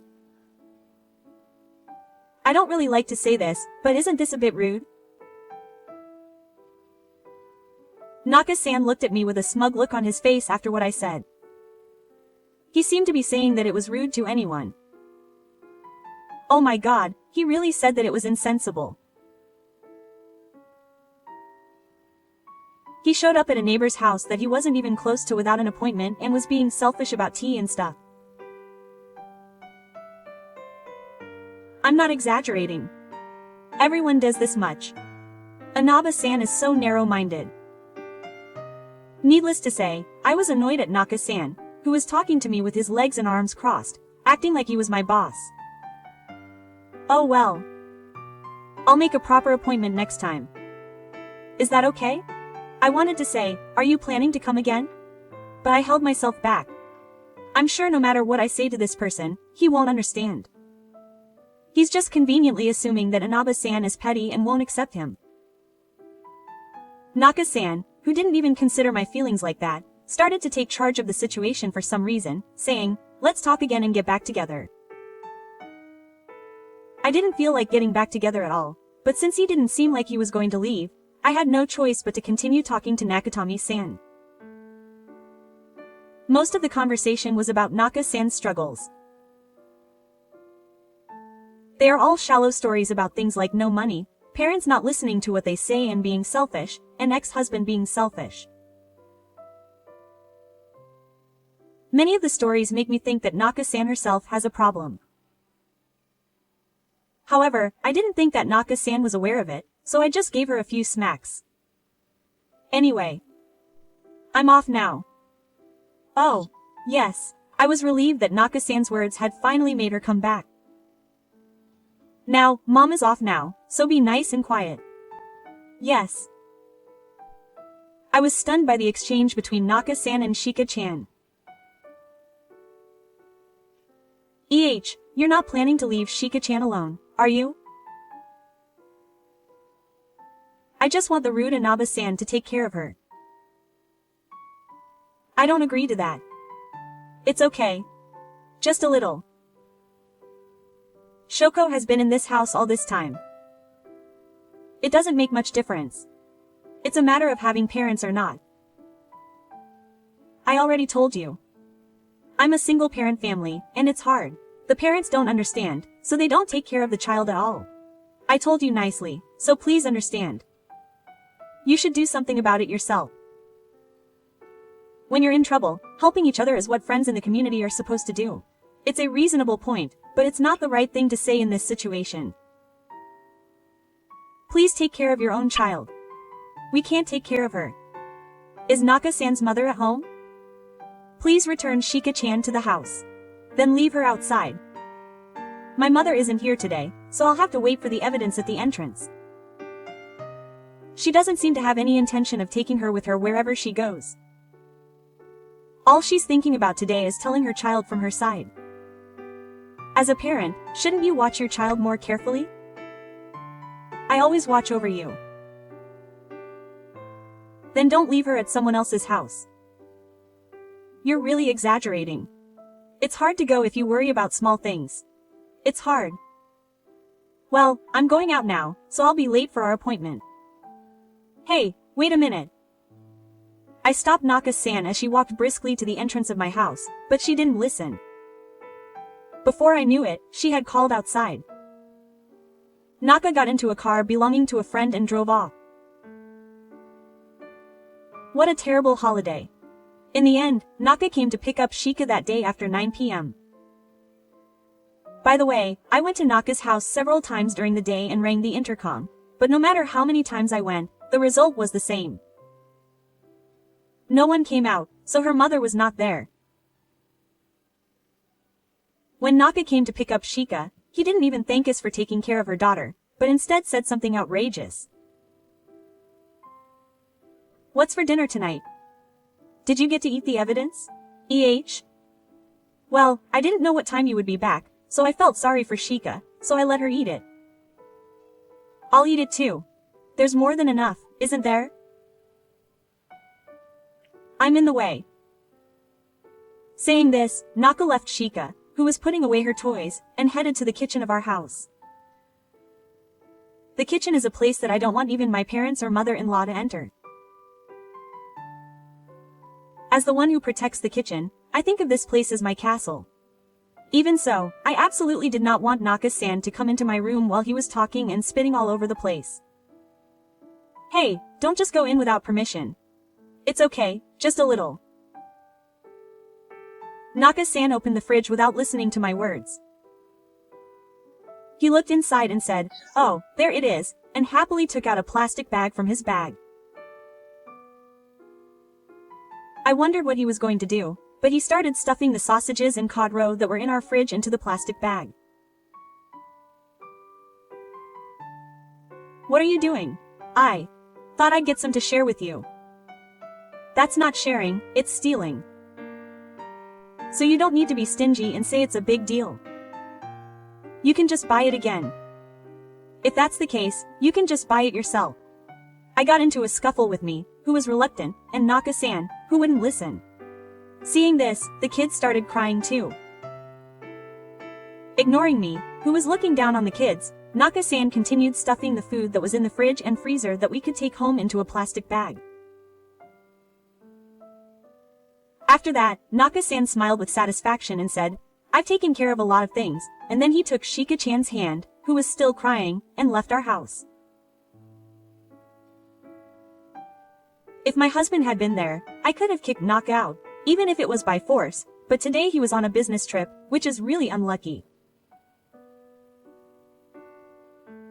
After the storm had passed, I was despairing that I would have to continue to deal with him in the future. Naka, who had been upset by the events of that day, came to our house again later on. He said that he just wanted us to play together, but I already know that that is not his main aim. I was wondering what to do when my husband came out of the house and asked about the other day. He said, "I'm sorry, but I have no intention of giving you away," and he replied in a lump sum. Of course, Naka is not the type to be satisfied with such words, but if I ignore him and close the door, he's my. Thanks to my husband, I was able to cry, and I thought that Naka would not have anything to do with this from now on, but hey, is that customer here again? That's right. If I warn him, it will cause trouble. I wonder what to do. As I was changing into my uniform in the sex room of the supermarket where I work part-time, as usual, I heard the voices of my colleagues who were at a loss. Good morning. Is something wrong? Oh, Anaba-san, you were supposed to be working this afternoon. Good morning. Well, I've been having trouble with some strange customers these past few days. Strange customers. Are they the complainers who came before? I haven't been coming to work for a few days because my child had a school event recently. What kind of annoying customers have appeared while I was away? It's not that. If it's a complainer, we have a manual so we can still deal with them. Saying this, she glances at the other colleague. The other colleague also closes his eyes, shook his head, and said there's nothing we can do. When I ask what kind of person he is, he doesn't leave the tasting corner. He walks around the tasting area many times, and when it's bad, he puts it in a Tupperware. Huh. I couldn't help but shout out in surprise at what they said. Needless to say, my colleagues immediately pointed their index fingers in front of my face and scolded me. Making a gesture of apology, I asked the two if the store would warn them about that. You see, ours is a privately owned supermarket in the countryside. If you act too strong, you might spread some weird rumor. The manager can't act strong either. Last time, when I tried to withdraw a malicious complaint, I was told things that weren't true, and it was a tough time. That's right. When I called the police for shoplifting, for some reason, customers spread false rumors that there was a fight between employees, and customers stayed away for a while. It's a small store, and the town is full of elderly people, so things that someone just said on a whim tend to get spread as if they were fact. I heard the conversation between the two of them and had my head in my hands. It's true, the convenience store near my parents' house also went out of business because there were few customers, and rumors spread that it was selling expired products. In reality, it was a groundless rumor. Anyway, we part-time employees have no choice but to leave it alone until the manager says something. I thought that my colleague's words were true, but somehow I couldn't accept it. I wondered what kind of insane person was causing trouble for our store, so I patrolled the store while I was working, and I realized it wasn't Inaba-san. Naka-san said as he started talking to me while munching on his staple food, shinjiroshi. He still talks while spitting saliva, just like when he worked here, so it seems like he won't be able to serve customers with a smile. It was the worst reunion. Looking around, I didn't see anyone else tasting the food. Or rather, everyone seemed to be put off by Naka-san and didn't even dare go near the staple food section. It was no wonder. Naka-san was squatting in the middle of the passageway eating the food samples. He was eating seriously. That alone was unbelievable, so any normal person wouldn't want to get involved. I realized at a glance that Naka-san was a nuisance customer who was marching around the tasting counter.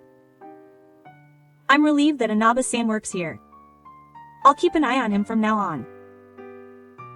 Naka-san said with a smile. It would be a problem if you kept an eye on us as a store where you can only enjoy tastings. That's right, Inaba-san. Can't you make the meat over there a little cheaper? Huh? Isn't that a discount sticker in your hand? I agree with Naka-san's point. There are definitely customers waiting for the discount stickers to be put on.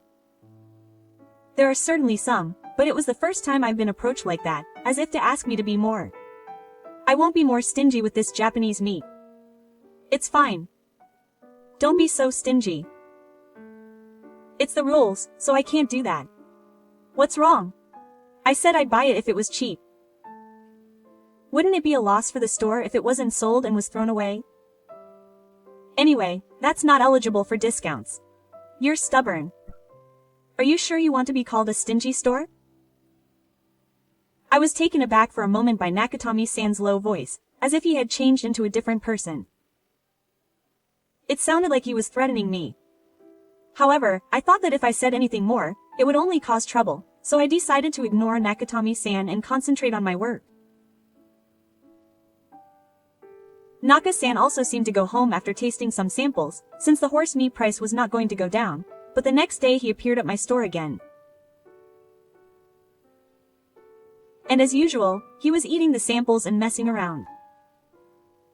It might not be an exaggeration to say that his lunch is paid for by this store. Oh, Inaba-san, I was waiting for you. Saying that, Naka-san came running up to me, a sample in hand. Is there something I can help you with? Even though I know that you are a customer, I end up speaking harshly. However, Naka-san didn't seem to care about my feelings and started saying something outrageous. I don't want to cook dinner today, so I'm planning to buy some ingredients. Put the discount sticker on quickly. I'm really glad that this is your store. There are about 2 hours left until the evening time sale, so it's not time to put the sticker on.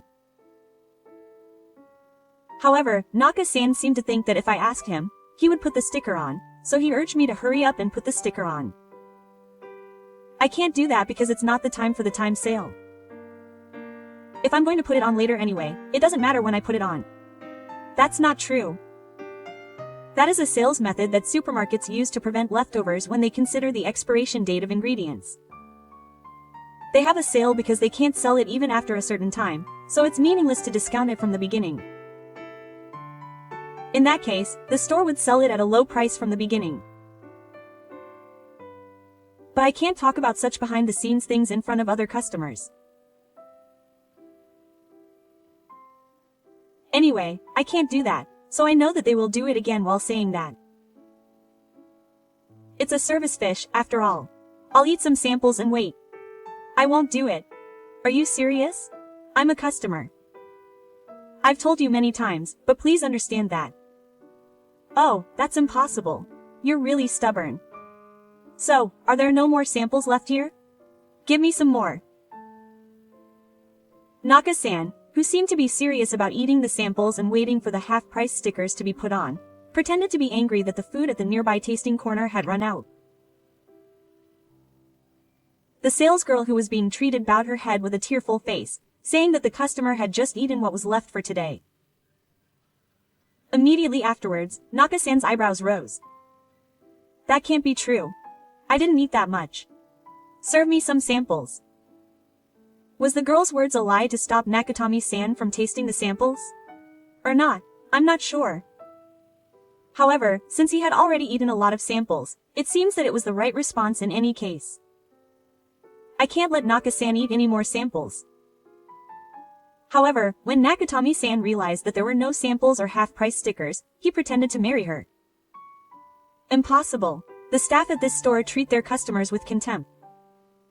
Everyone, this store looks down on its customers. You'd better stop shopping here. Come on, hurry up and put away the half-price sticker. Naka-san was making a fuss in the store, yelling that the tasting wasn't done yet. The assistant manager noticed the commotion and came rushing over to deal with the situation, so Naka-san went home in a happy mood. It's a problem, Anaba-san. I don't know if you're a neighbor or something, but you made a personal promise to give me a discount without my permission. What? When I was called by the assistant manager and went to the back room, I was suddenly scolded and my eyes were wide open. The customer from earlier came to this store because you would give me a discount, but in the end you didn't even give me a discount and it was a different story. He even told me not to do dirty soliciting. Wait a sec, I didn't make any such promise. What do you mean? I explained the situation to the assistant manager who looked at me with a relieved face. I told her that I wasn't close to Naka-san and that he had bothered me in my private life, and I was sorry. The assistant manager bowed his head, saying that it seemed that I had taken the customer's story too seriously. The president, who was next to me, also bowed his head. The manager, who was also there, was also holding his head.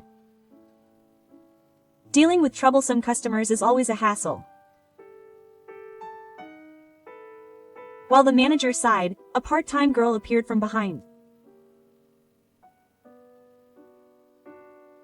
When I asked what was wrong, I think everyone knows that I work part-time at other stores besides this one, but that customer also shows up at my other part-time job. The manager calmly replied to her words that if you live in this neighborhood, the number of stores you go to is limited.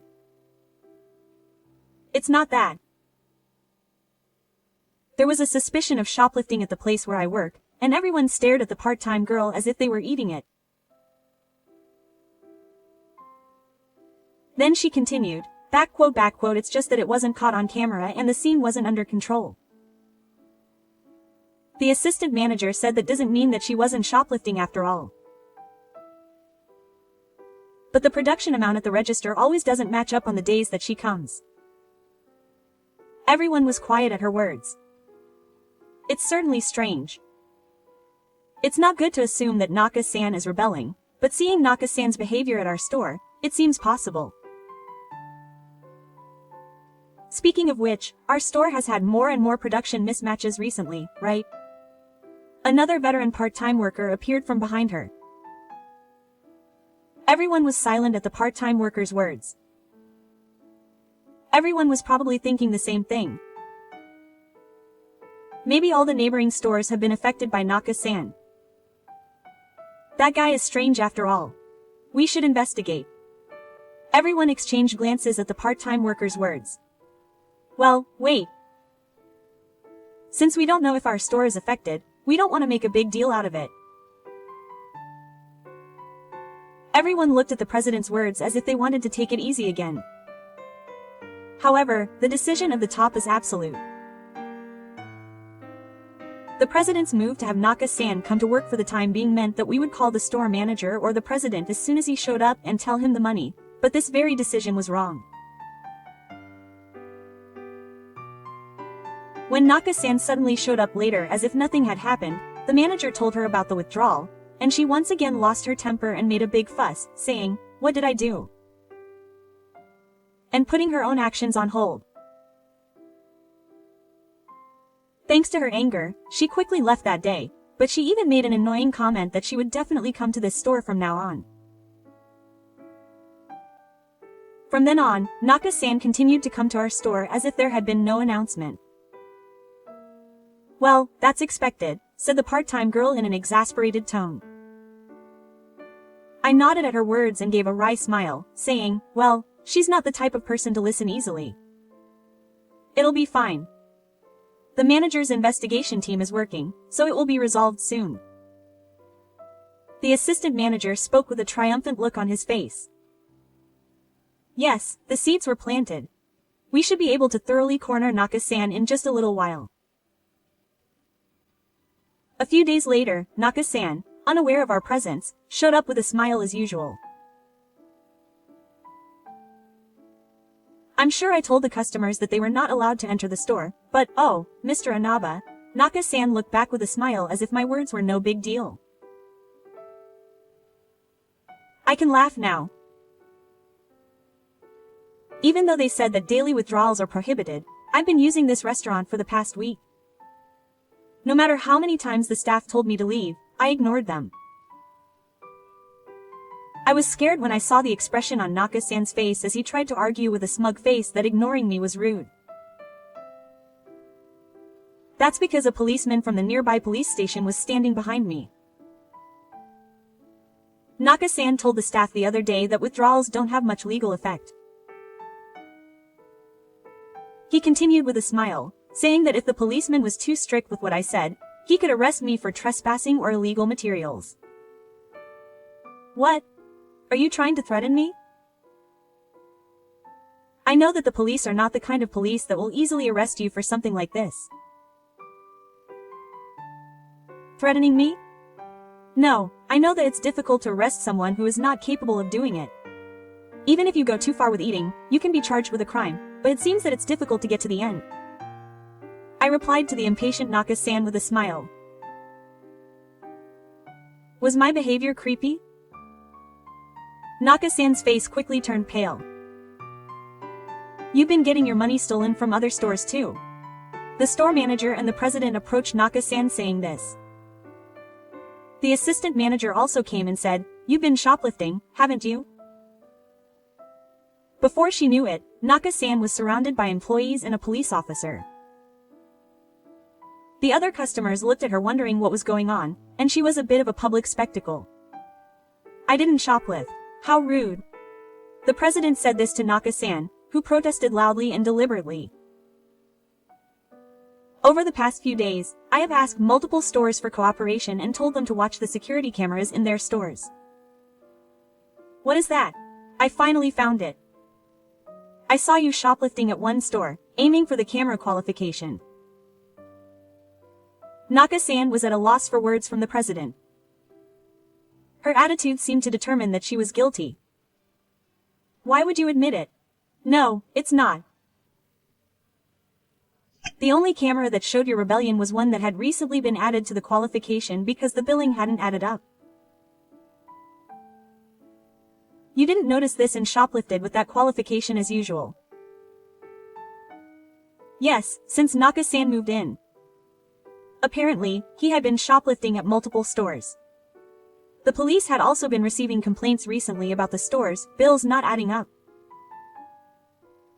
Although all the stores suspected Naka-san, the cameras did not show any rebellious moments, and the stores were having trouble containing the rebellious scenes. The police had been patrolling the stores, thinking that something must be up with the number of complaints, but since Naka-san was constantly changing stores, it seemed difficult to keep his tail down. So what, one New Year's shoplifting is not going to get you arrested. It's nothing to worry about. Naka-san said, laughing loudly as if he had given up. Do you remember me then? It was a young woman from Papart who called out to Naka-san. We met the other day, right? Naka-san looked confused when she said what she said, as if she didn't remember it. I don't know. I'm sure that's true. We didn't talk to each other directly. Whatever you say, I remember you well. You were acting crazy at the dental clinic, demanding that they give you free whitening. Immediately after, Nakado's face turned red.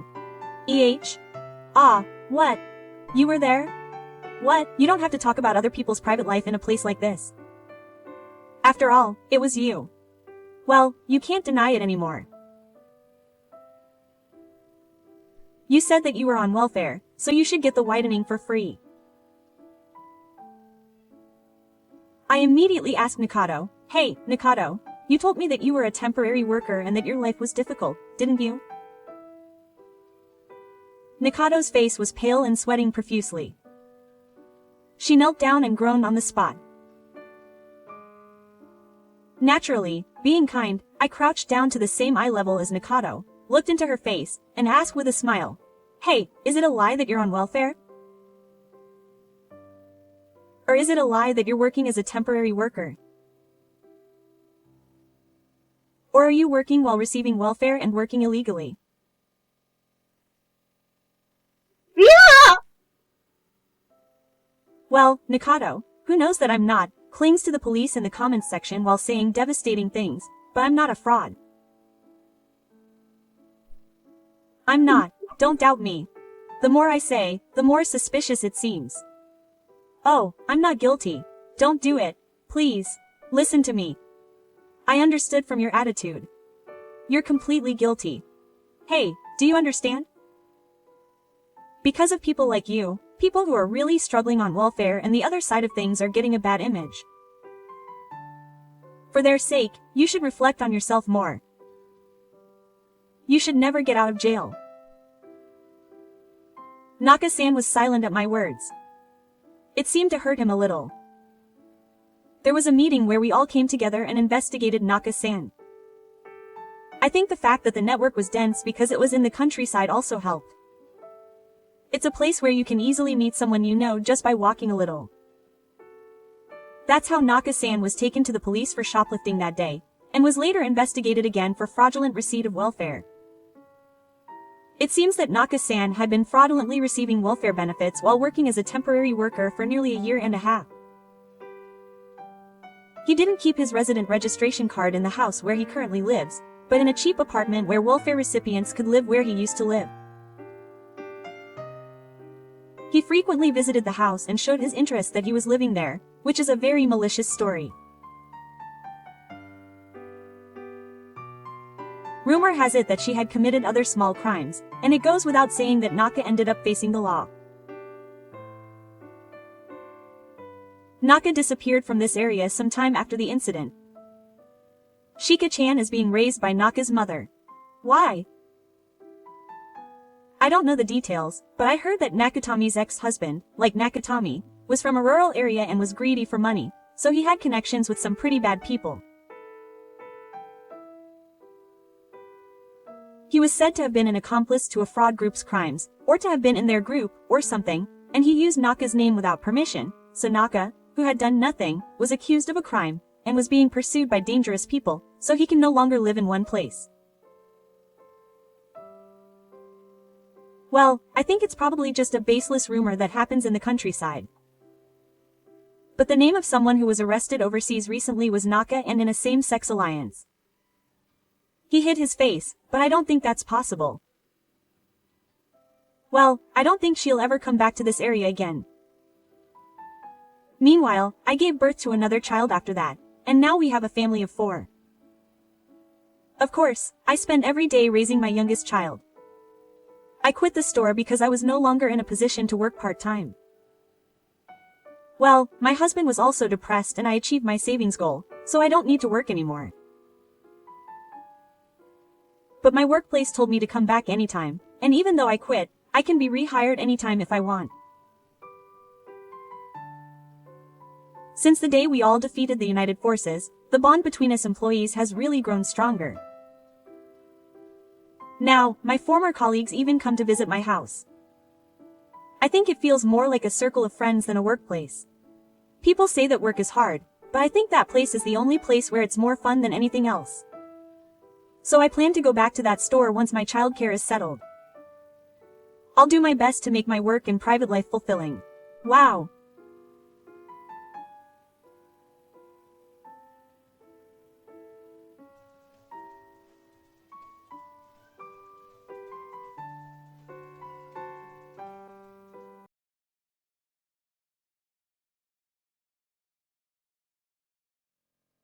そんな頭じゃもう振り袖は似合わないね。泣いているのは私の娘。娘を見ながらやたらと嬉しそうなのは弟の嫁だ。大事な娘にこんなひどいことをするなんて。あの振り袖は私がもらってあげる。人のものを奪うために人を傷つけるなんて。こんな人が身内なの？もう許せない。徹底的に戦うわよ。母の強さを見せつけてやる。私はミキコ。47歳の専業主婦。夫との間には今年20歳になった一人娘のユーリがいる。最近ちょっとした悩みがある。気にしないよう心がけているのだが、放っておくとだんだん大きくなってくるのだ。昨年結婚した弟のお嫁さんである春菜さんがその悩みの種だ。春菜さんは今年40歳になる美容師さんだ。結婚を焦った弟が婚活パーティーに飛び込み、そこで出会った人とのこと。結婚した途端、子供が欲しいから妊活を頑張るとかで、春菜さんは仕事もパートにしたそうだ。弟は37歳だから、春菜さんの方が3つ上。だからなのか、春菜さんは妊娠することに懸命だ。子供ができるかどうかは繊細な問題だし、我が家でどうこうできるものではない。完全に傍観を決め込んでいるのだけど、というか、本音を言うと、この弟嫁に関わりたくないのだが、春菜さんはパート勤務で時間ができたからか、歓迎しているわけでもないのに、やたらと我が家に押しかけてくる。しかも、春菜さんの態度というか、言動というか、こちらが気まずくなるほど幼いところがあるのだ。お姉さん、ゆうりちゃんはまだ帰ってこないんですか？え、そうね。あの子も大学の授業とバイトで忙しくしているから。平日の昼日中、私だけがいる家に突然訪ねてきてくつろぐ春菜さんは、ゆうりが目当てだったらしく、娘の帰宅時間をしつこく尋ねてくる。私、若者とすっごく話が合うんですよね。職場でも就職したばかりの子たちに囲まれてるけど、すっかり馴染んでるし、あの子たちに40歳なのって言うとびっくりされちゃうんですよね。そうなの。春菜さんはおしゃれだし、若く見えるものね。やったー、お姉さんってば褒めすぎです。さすがに私も20歳には見えませんよ。20歳に見えるなんて私は言っていないだろう。突っ込むのも面倒なほど、春菜さんはニコニコとはしゃいで、自分がどれほど20代の子と対等に遊んでいるか自慢し始めた。私としては、40代に差し掛かっても、職場の後輩や、その友達の20代とばかり遊んでいる人の気持ちの方がわからないけど、まあ、相手は弟のお嫁さん。喋るに任せているうちに、娘のゆうりが帰宅した。あ、ゆうりちゃんおかえり。バイトおつ？ああ、春菜さん来てたんですね。春菜さんはゆうりを出迎えると若者言葉を使いぐいぐい迫る。ゆうり本人が驚いて引き気味なのも何のその。構わず喋りまくる春菜さんに親子で圧倒され続けた。あ、ゆうりちゃんがつけてるピアス鬼かわいい。もしかして彼氏からのプレゼント？いいなぁ、エモい、かわいい。いえいえ、これは自分で買ったもので。そうなんだ。やばい、いいなぁ。ゆりちゃんは学生だからバイト代全部自分のものにできるんだもんね。いいなぁ。私もそのピアス欲しい。だけど買えないなぁ。私は不妊治療でお金かかるし、家計も助けなくちゃだから。いいなぁ、ピアス。出た。いいなぁは、この人にとって山の頂上みたいなものだ。日によって使う登山ルートは違っても、春菜さんは必ず山頂に到達する。喋りまくったり、若作りしたりという、他の欠点が些細なものに見えてくるぐらいの春菜さんの悪い癖だ。毎度毎度、いいなぁを連発されるこちらもうんざりしてしまう。この日も春菜さんのいいなぁはとどまるところを知らなかった。有利のピアスに始まり、服やネイル、果ては私のスキンケア用品まで、根掘り葉掘り聞くと、いいなぁとか、私は買えないを繰り返した。ずっと羨ましがられるのもなんだか疲れるものだ。あの店のクッキー美味しいんですよね。ケーキ屋なのになぜか。いいなぁ、私も食べたい。帰りに買って帰ろうかな。でも一人一貫じゃ多いのよね。春菜さんのワンワンショーのようなおしゃべりが一息ついたかと思うと、今度はうちのキッチンの棚にあるクッキー缶を目ざとく見つけた春菜さんがため息をついた。あまりにクッキー缶を見つめていいなぁと言いまくるので、私の愛想笑いも限界だったが、なんとか口角を上げた。弟と分け合って食べたら、うちも3人で食べてっていただいたものだし、でも、これから妊活頑張るのにお金使ってたら良くないかも。あそこの店美味しいけどいいお値段するし。クッキー食べたいなぁ。いいなぁ。春菜さんは山頂に着くとしばらくは降りない。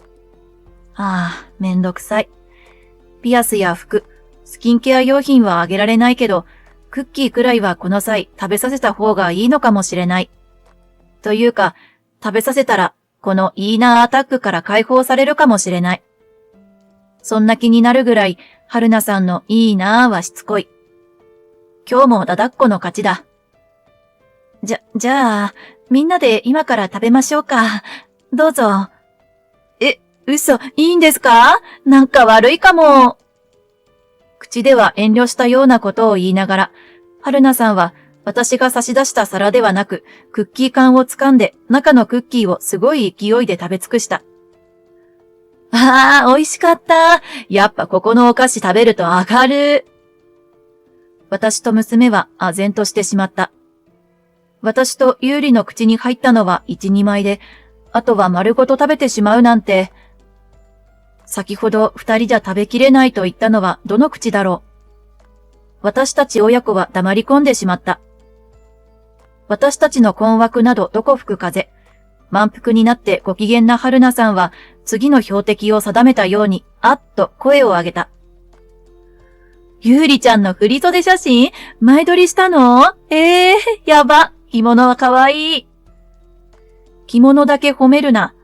ちょっと失礼な言い方だ。はしゃいだ春菜さんはリビングに飾ってあった有利の成人式前撮り写真を手に取って眺めた。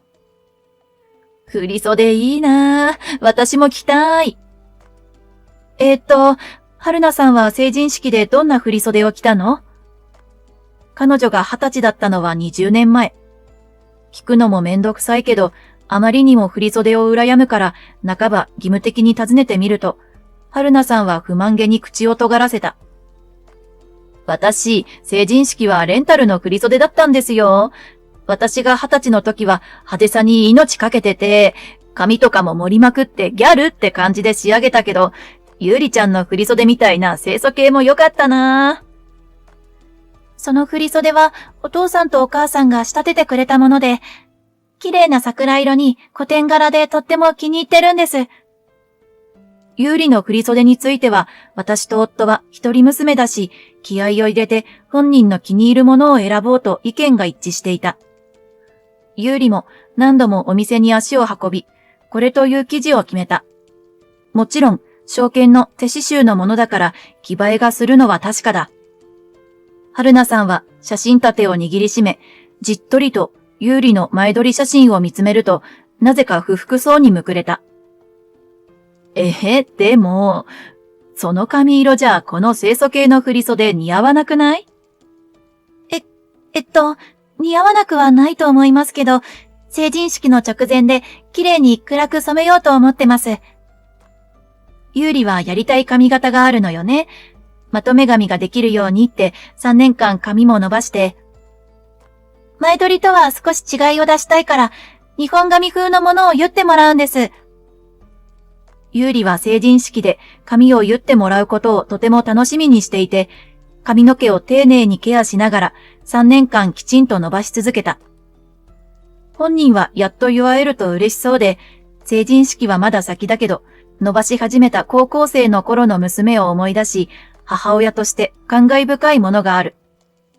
ニコニコ話す有利に、春菜さんはふーんと興味なさげにうなずいた。まあ、有利ちゃんのプランはどうでもいいとして、私もこの振袖着たい。結婚式してなかったし、この振袖着て夫婦で写真撮っておこうかな。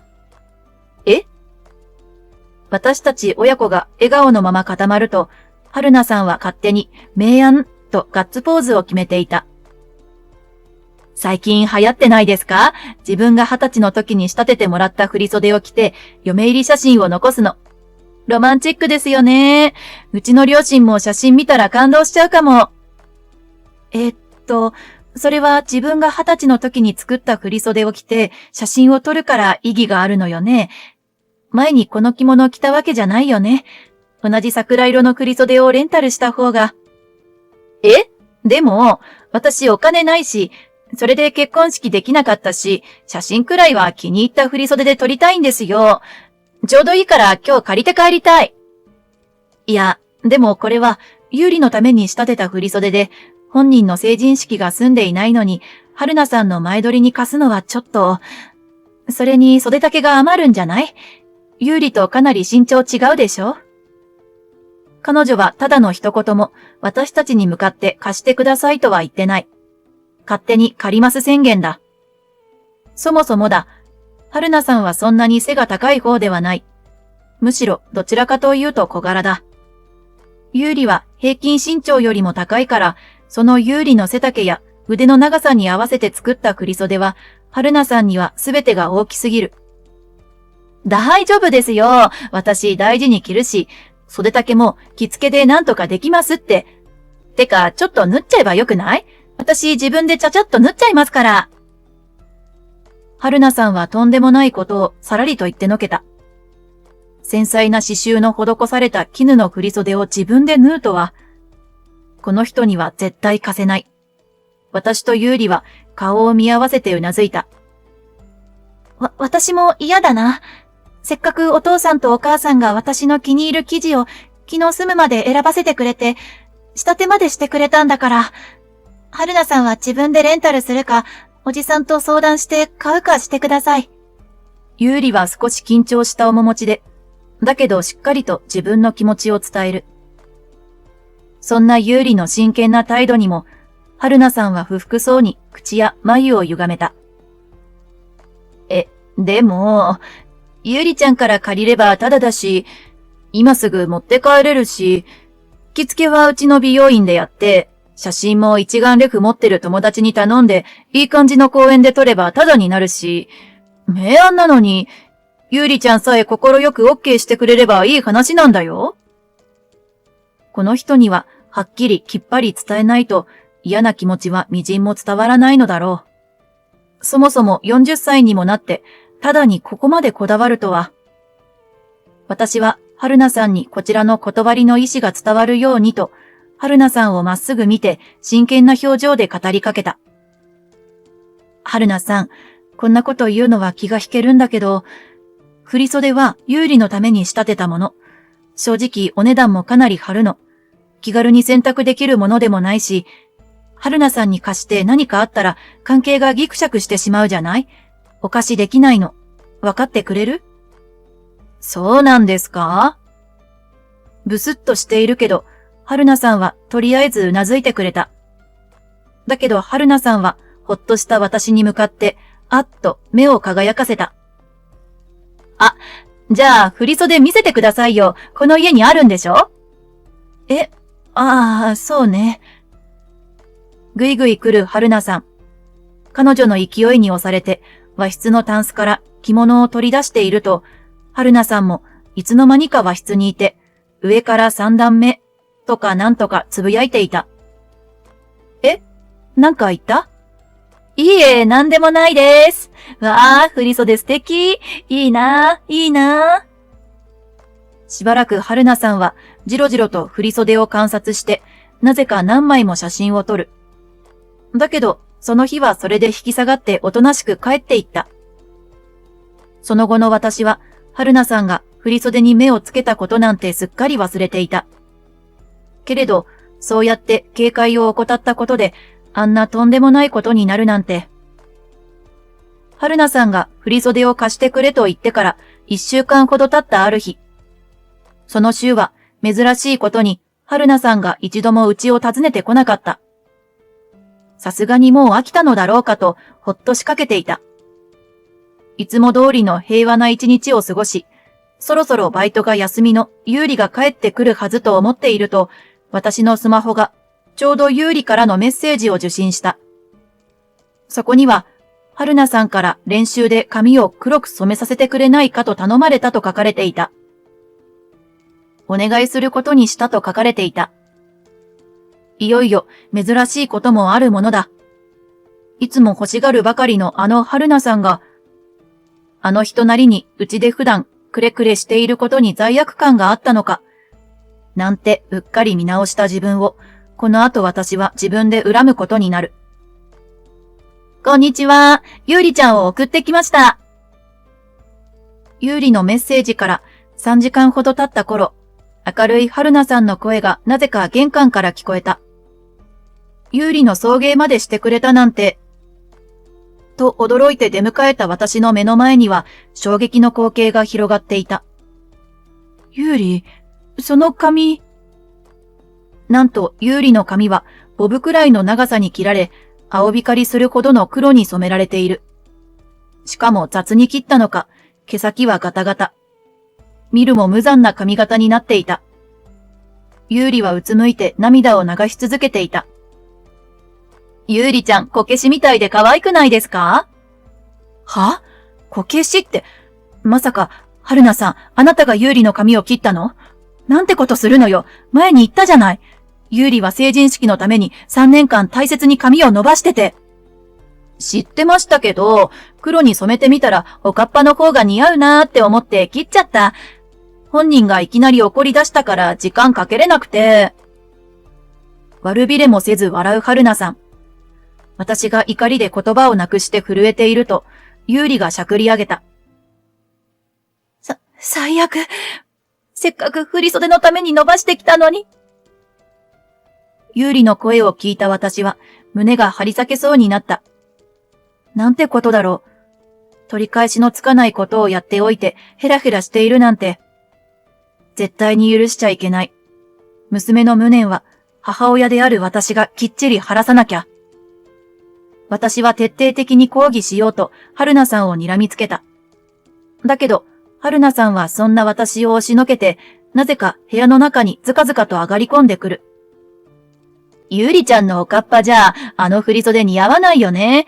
振袖がかわいそうだから私がもらってあげる。そう言った春菜さんは和室まで一直線に走ると、和室のタンスから優里の振袖を素早く引っ張り出し、光の速さで駆け出した。待ちなさい。なんてことするの？私も止めようと走ったけれど、春菜さんの逃げ足は呆れるほど速く、玄関から飛び出すと、自分の車にあっという間に乗り込み発進させてしまった。こら！誰か、泥棒です！助けて！捕まえて！私は裸足で走りながら夢中で叫んで道路に走り出た。彼女は今のところ親戚かもしれないが、ただの泥棒ではないか。でも、車はどんどん遠くなる。お母さん、待って！走り出そうとした私を、なぜか優里が止めてくる。でも、春菜さんが、振袖が。混乱して優里を振り返った直後、突然、ドカーンという大きな音が聞こえた。春菜さんが車を走らせていった方だ。思わず振り返ると、なんと、春菜さんの車は電柱に激突していた。ボンネットが歪んで開いているけど、フロントガラスが割れるほどでもないくらいの被害。おっかなびっくり駆け寄っていくと、春菜さんは車の外に出て呆然と事故現場を見つめていた。振袖はあった、無事。私は必死になって後部座席に積まれていた振袖を取り返す。多頭紙に包まれた振袖は見たところ無事だけど、おかしなことが一つ。なんで音が鳴ってるのかしら。振袖からは絶え間なく電子音がけたたましくなっている。私がうろたえていると、急に我に返った春菜さんがブチ切れて自分の車を蹴り上げた。なんてことしてくれるのよ。振袖が急に鳴り出して止めようと後ろの席に手を伸ばしたら電柱にぶつかったじゃない。慰謝料払え。修理代も払えよ。春菜さんはそれまでのふにゃふにゃした喋り方とは一転、ドスの効いた声で迫ってくる。私に追いついた優里が叫んだ。何が慰謝料よ。勝手にぶつけたんでしょ？勝手じゃない。あんたの振袖が鳴らなきゃ、私はちゃんと前を見て運転できたのに。てかなんで振袖から音が鳴るわけ？音が鳴るタイプの防犯タグをつけておいたの。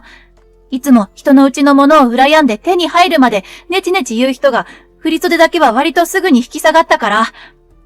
だけど、異様に写真は撮っていったから、春菜さんは絶対に諦めずに何かやってくるだろうって思ったの。だから防犯タグを仕込んでおいたのよ。優里がスマホを操作した。振袖から鳴り続けていた音がピタリと止まった。私は娘の危機管理能力に舌を巻いた。やるなぁ娘。優里、すごいわ。お母さんは何にも気づかず。大切な振袖を黙って持っていかれたらと考えると、いても立ってもいられなくて。何よ。私の車どうしてくれんのよ。弁償しろ。私に精神的苦痛を与えたから慰謝料も払え。あんたのくだらないいたずらのせいで私は。何が弁償よ。そっちこそ、優里の髪を勝手に切って、覚悟はできてるんでしょうね。優里相手に凄んできた春菜さんは、私の大声でびっくりして固まった。自分で振袖を守った優里を見習って、私も母親の貫禄を見せつけなくちゃ。私の大切な娘が一生懸命伸ばした髪の毛、どうしてくれるのって言ってるの。弁護士に依頼してでも償わせるわよ。身内だからって容赦するものですか。弁護士って。それに、あなたさっき精神的苦痛がどうのって言ったわね。優里の精神的なショックはどれほどだと思ってるの？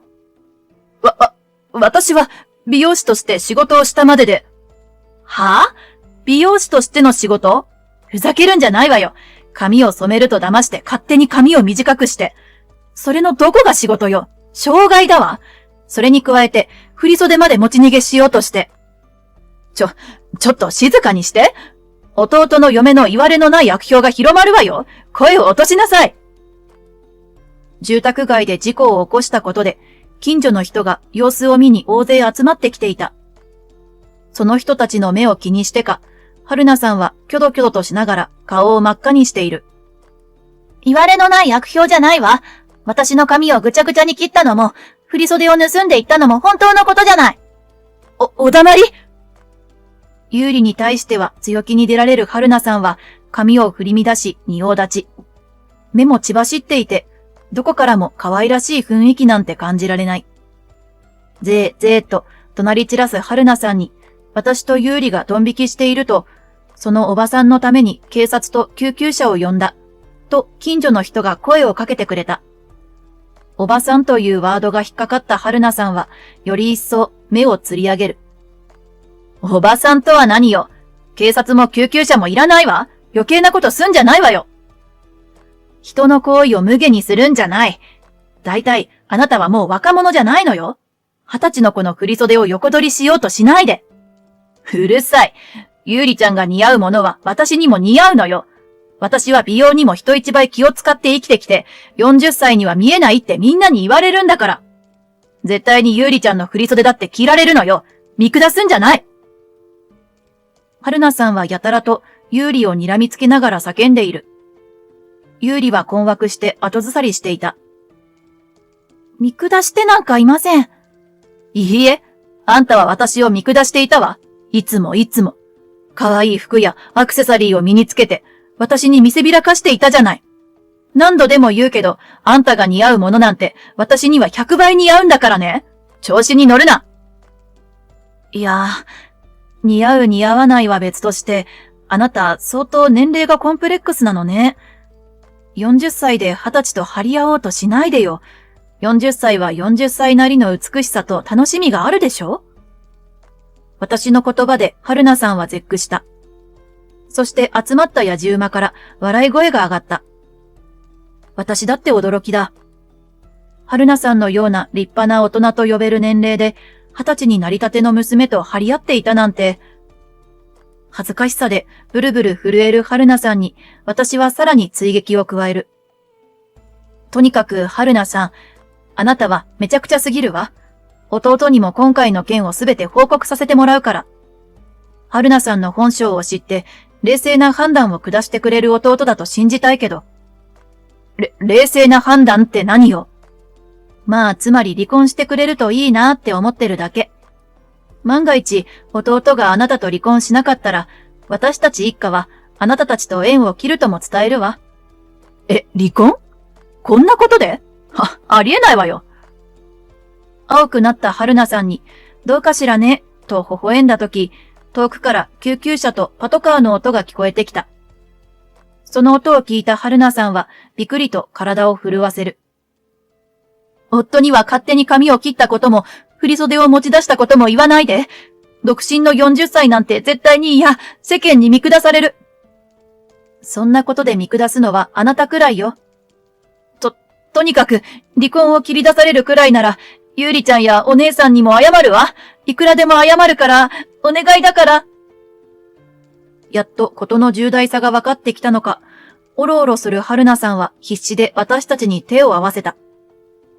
謝られても、切られた私の髪の毛は戻ってきませんから。許せない、絶対に。そうよ。有利が出るところに出たら、あなたは前科持ちよ。離婚に怯えるなんてのんきなことしないで。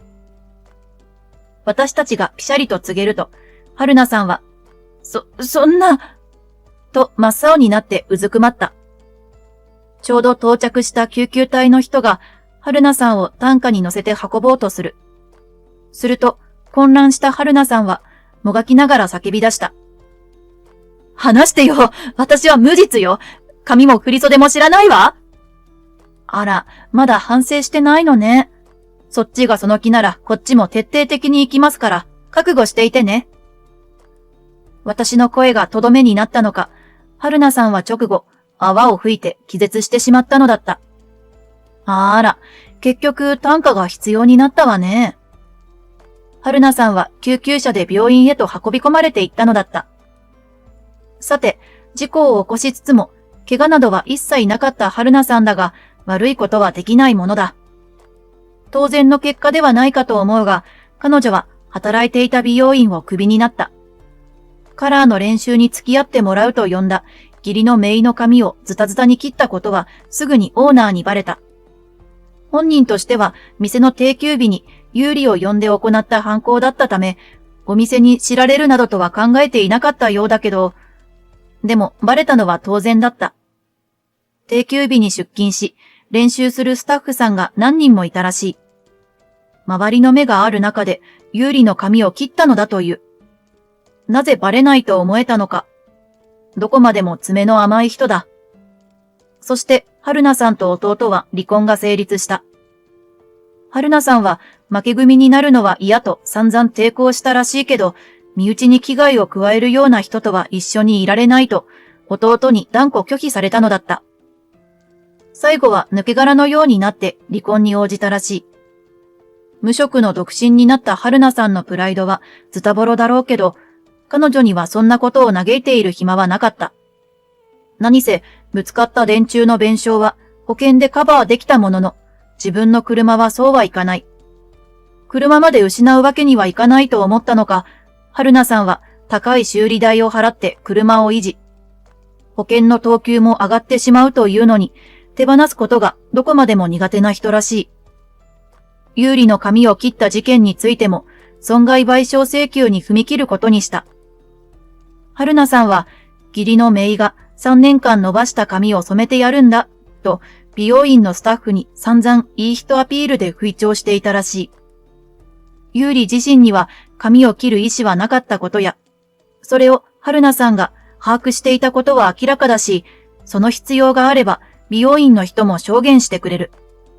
だからきちんとした賠償額を請求できそうだ。仕事をなくし、その上賠償金を抱えた春菜さんは、どうやら年齢以上に老け込んでしまったよう。若くいようという心がけは素晴らしいものかもしれないけど、行き過ぎたり、自意識過剰になりすぎたりすると、逆の結果がついてくるといういい例だと思う。さて、髪を切られてしまった有利の成人式がどうなったかというと、有利が通っている美容院にガタガタのおかっぱ頭について相談したところ、思い切ってもっと短いショートカットを提案された。控えめなレースのヘッドドレスをかぶると少しモダンな雰囲気が出て素敵とのこと。有利は前撮りの時と違う髪型を気に入ったみたい。成人式当日は晴れやかな笑顔で私たちが心を込めて準備した振り袖を着こなしてくれた。私と夫は有利が生まれてから20年のことを振り返り、お互いに目を潤ませて娘の晴れ姿を見守った。自分の大切なものを、起点を聞かせて守った娘は、誰が何と言おうと自慢の娘だ。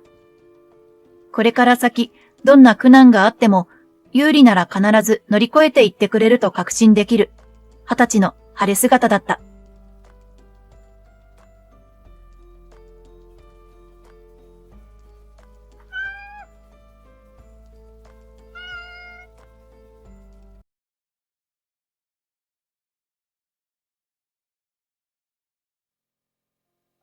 For me, studying was a means to get food. I had no choice but to read my textbooks because my parents and teachers urged me to. But now it's different. Grandma will do her best until Sei-chan becomes an adult. Her gentle hands hugging my shoulders while waving at my grandfather's funeral. I-chan eats with a happy face, which makes me happy too. You can rely on me like a grandfather. The uncles and aunties in the neighborhood smile as they watch me devour the apples they gave me. I want to protect this place. To do that, I have to be smarter than anyone else. In the summer of my second year of junior high school, for the first time in my life, I opened my textbooks of my own free will. I'm Sei-chan. I'm a 30-year-old whose routine is to grind freshly brewed coffee every morning when I wake up. Even when I've been busy with work the day before and have a hard time getting up in the morning, just the fragrant aroma of coffee passing by gives me the motivation to do my best for the day. I wonder if people in the city would be happy to see me having breakfast in a 130-year-old traditional Japanese house, as if it were Instagram worthy. But to me, this moment of drinking coffee while gazing at the green and lush rice fields on the veranda is just an ordinary day. What, you're taking it easy at night today? My grandmother, who has already been working in the fields, slowly walks towards me, carrying corn in her arms. She hasn't had a break since last night. Hey, can you bring me some of this morning's corn for lunch? Yes, yes. No matter how old or big you get, Sei-chan is still a glutton. I can't help but laugh like a child in response to my grandmother's words.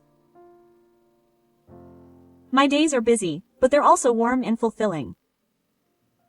But I was able to have such an ordinary life because my parents abandoned me in the mountains when I was 10 years old.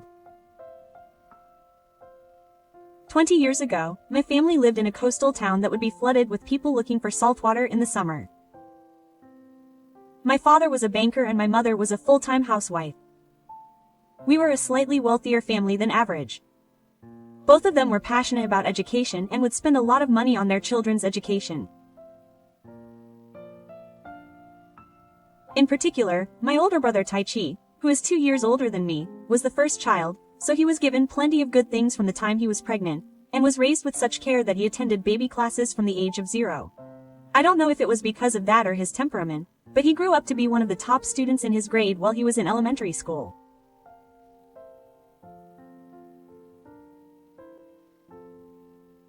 On the other hand, since I was little, I preferred drawing with my friends to sitting in a chair and drawing, so I didn't find much interest or meaning in studying, and although I did go to cram school, I did so reluctantly because my parents told me to, so it didn't affect my grades.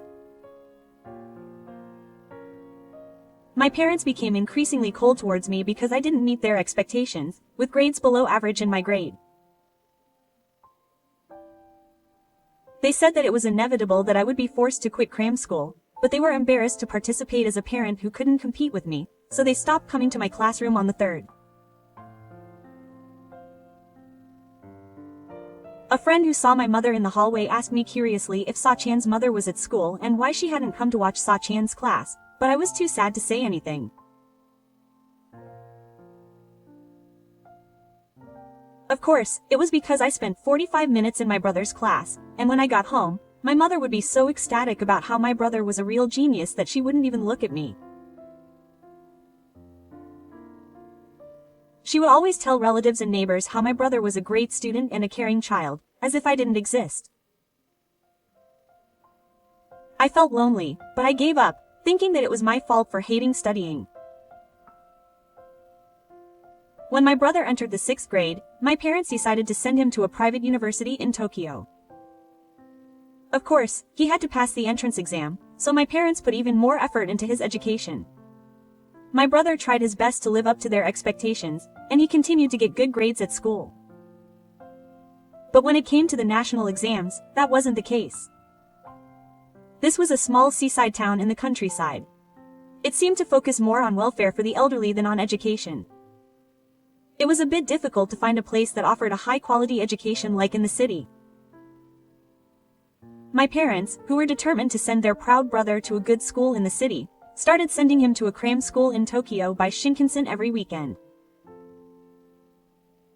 Of course, that cost money and time. Naturally, I was cut off from that.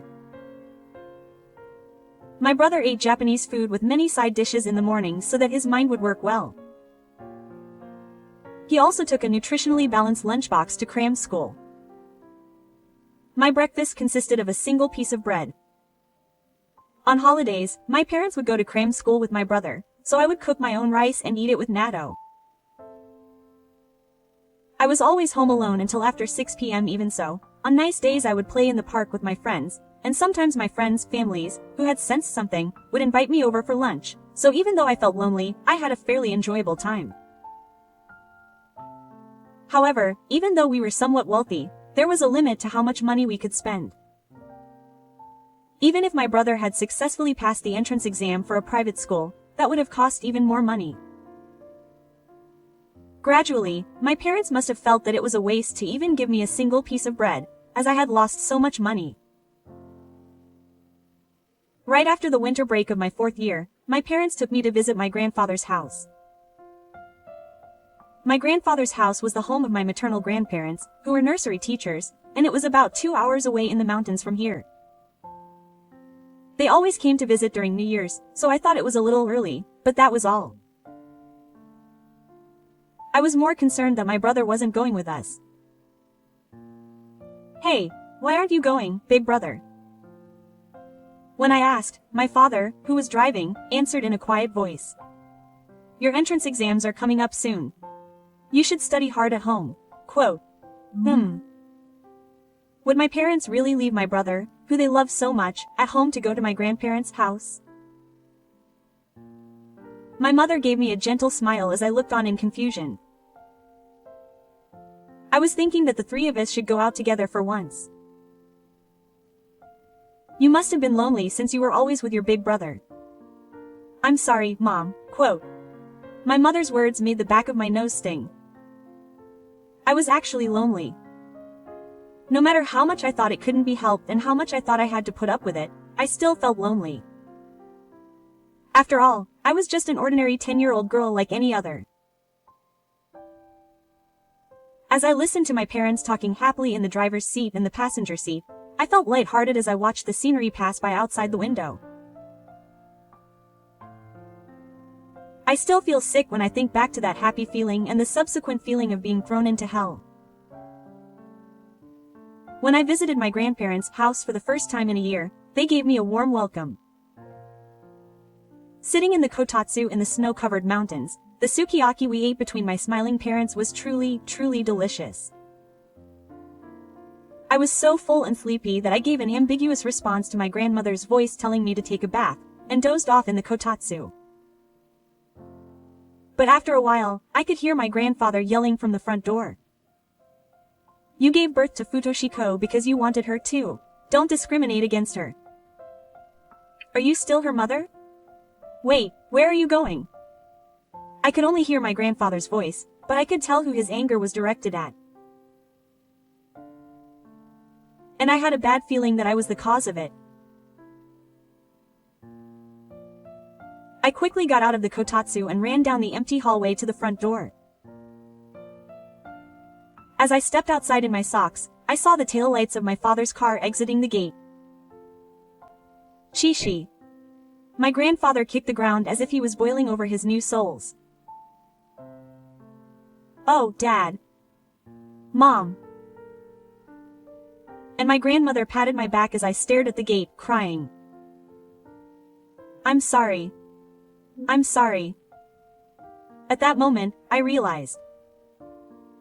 It wasn't my brother who had been left behind by my parents that day, it was me. Before I knew it, a thin layer of snow was closing my socks. I'll never forget that bone-chilling cold. And so, on Christmas Eve, when I was 10 years old, my parents abandoned me. My grandparents, the nursery school teacher, were furious at my parents' carelessness and protested to them over and over again. But they wouldn't even answer the phone, telling me not to disturb my brother's precious time.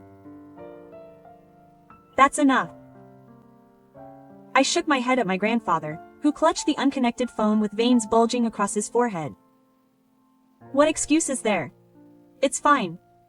I don't want to be miserable anymore." When I muttered this, my grandfather's voice choked up. After staring at the phone for a while, he quietly put it back and stroked my head with that hand. "You can forget about those guys. Grandpa and Grandma will love you to the fullest." I nodded slightly at my grandfather, who told me this with a serious reference to the scientific name. "You weren't abandoned by your parents. You were the one who abandoned your helpless parents." I kept the words my grandfather spat out quietly to myself. After the New Year holidays like this, I transferred to a small elementary school in the small town where my grandparents lived. There were about 50 people in the entire school who had all known each other since birth, and I felt like the only complete outsider. But everyone welcomed me and taught me many games that were unique to the mountains. When it snowed, we played in the snow, and when it snowed a lot, everyone brought soup from home and slid down the hill. We ate soup that a neighborhood auntie shared with us because she had made a lot of it, huddled together in the middle of the Abina Kamakura. When I told my classmates that the school grounds at my previous school smelled like the ocean, they envied me and said it was like something out of a movie. Every day, I moved my body as much as I could, laughed as hard as I could, ate a lot, and went to bed exhausted. My sadness gradually began to clear up. I think the whole town knew that I was an abandoned child because it was a small rural town. Even so, everyone was kind to me, not only because I was sociable, but also because of my mother's good character. Whenever we were walking around town or shopping at the store, my grandparents or the nursery school teacher would always be spoken to by someone. They cared deeply for me, even though I was nothing more than a nuisance. They would rub my back over and over again when I started crying at night because I was traumatized by being abandoned. I still had no interest in studying, but when my grandparents all came to watch my class on the 3rd, I was so happy that I would nervously turn around and get scolded by the teacher. Even when they got yelled at, my grandparents would laugh. By the time the snow stopped falling and the cherry blossoms started to bud, I had completely grown to like living in this town. I wondered if my brother had been accepted into the junior high school he wanted to go to, and what kind of happy expressions my parents had on their faces. I grew older without knowing. 4 years passed, and when I was in the 2nd year of junior high school. One day, my grandfather filed a lawsuit against me in the morning and died 3 days later. If he had been taken to a larger hospital right away, his life might have been saved. But this town had only had a small clinic for several years, and the doctor at that clinic was 80 years old and elderly. So, any urgent injuries or illnesses were taken to a large hospital in a nearby town by ambulance or helicopter. Unfortunately, it was a rainy day when my grandfather fell ill. A landslide had occurred on a major road that the ambulance could use, and the helicopter could not easily fly.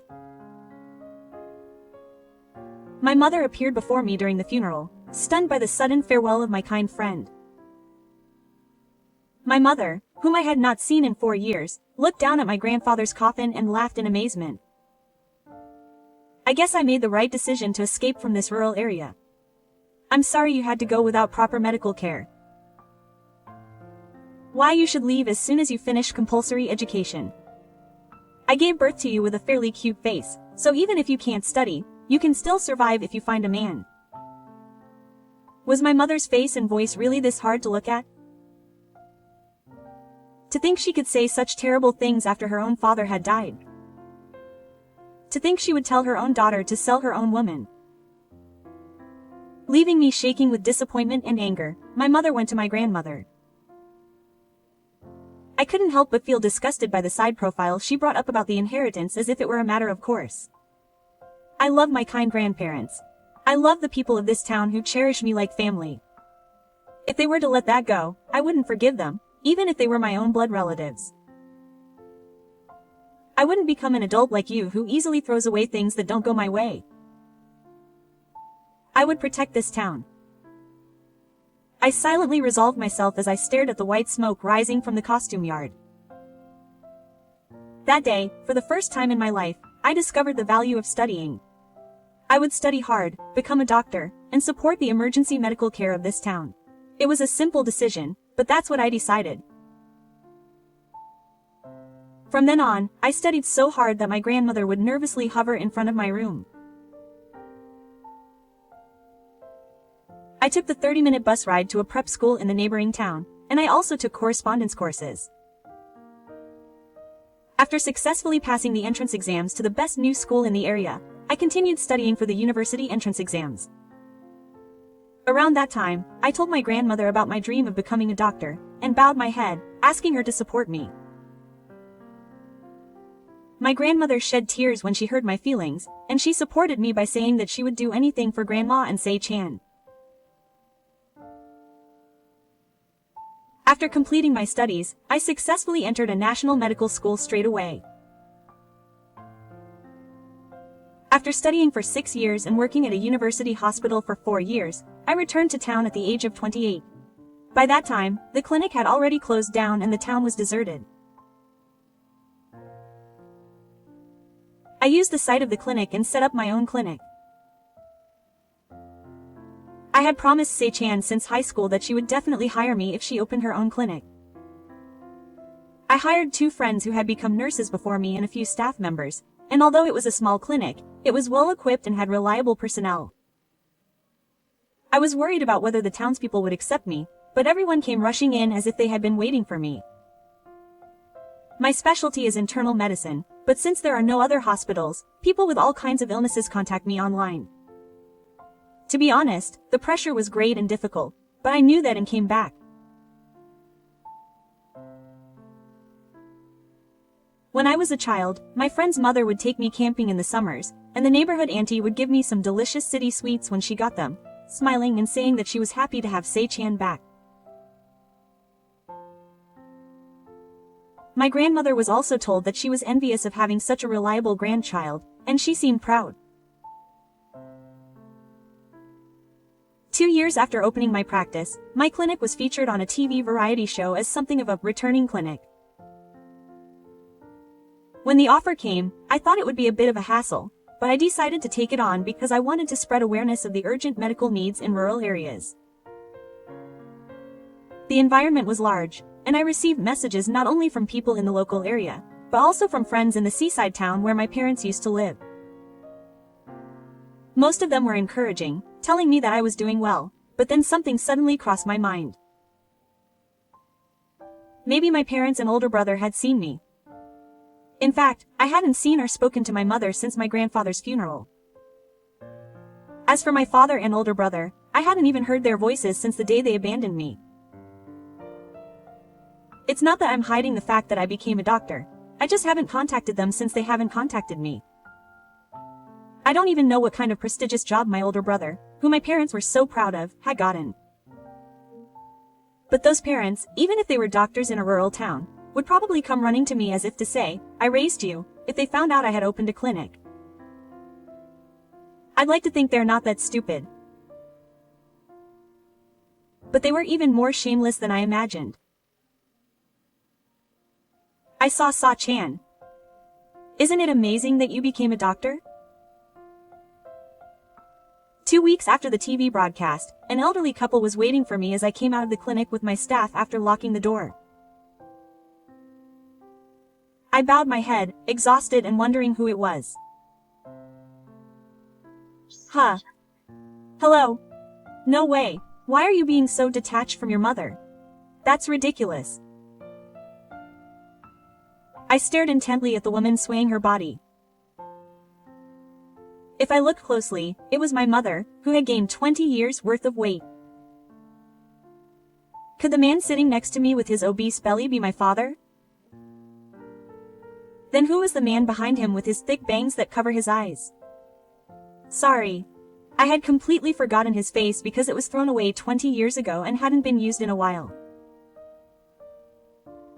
When I answered honestly, the nurses next to me were whispering to each other. My mother, with a distorted face, hurriedly spoke up. "Say-chan, don't say such rude things. I didn't abandon you, I left you in their care. Back then, you had a weak throat and couldn't adapt to the city air.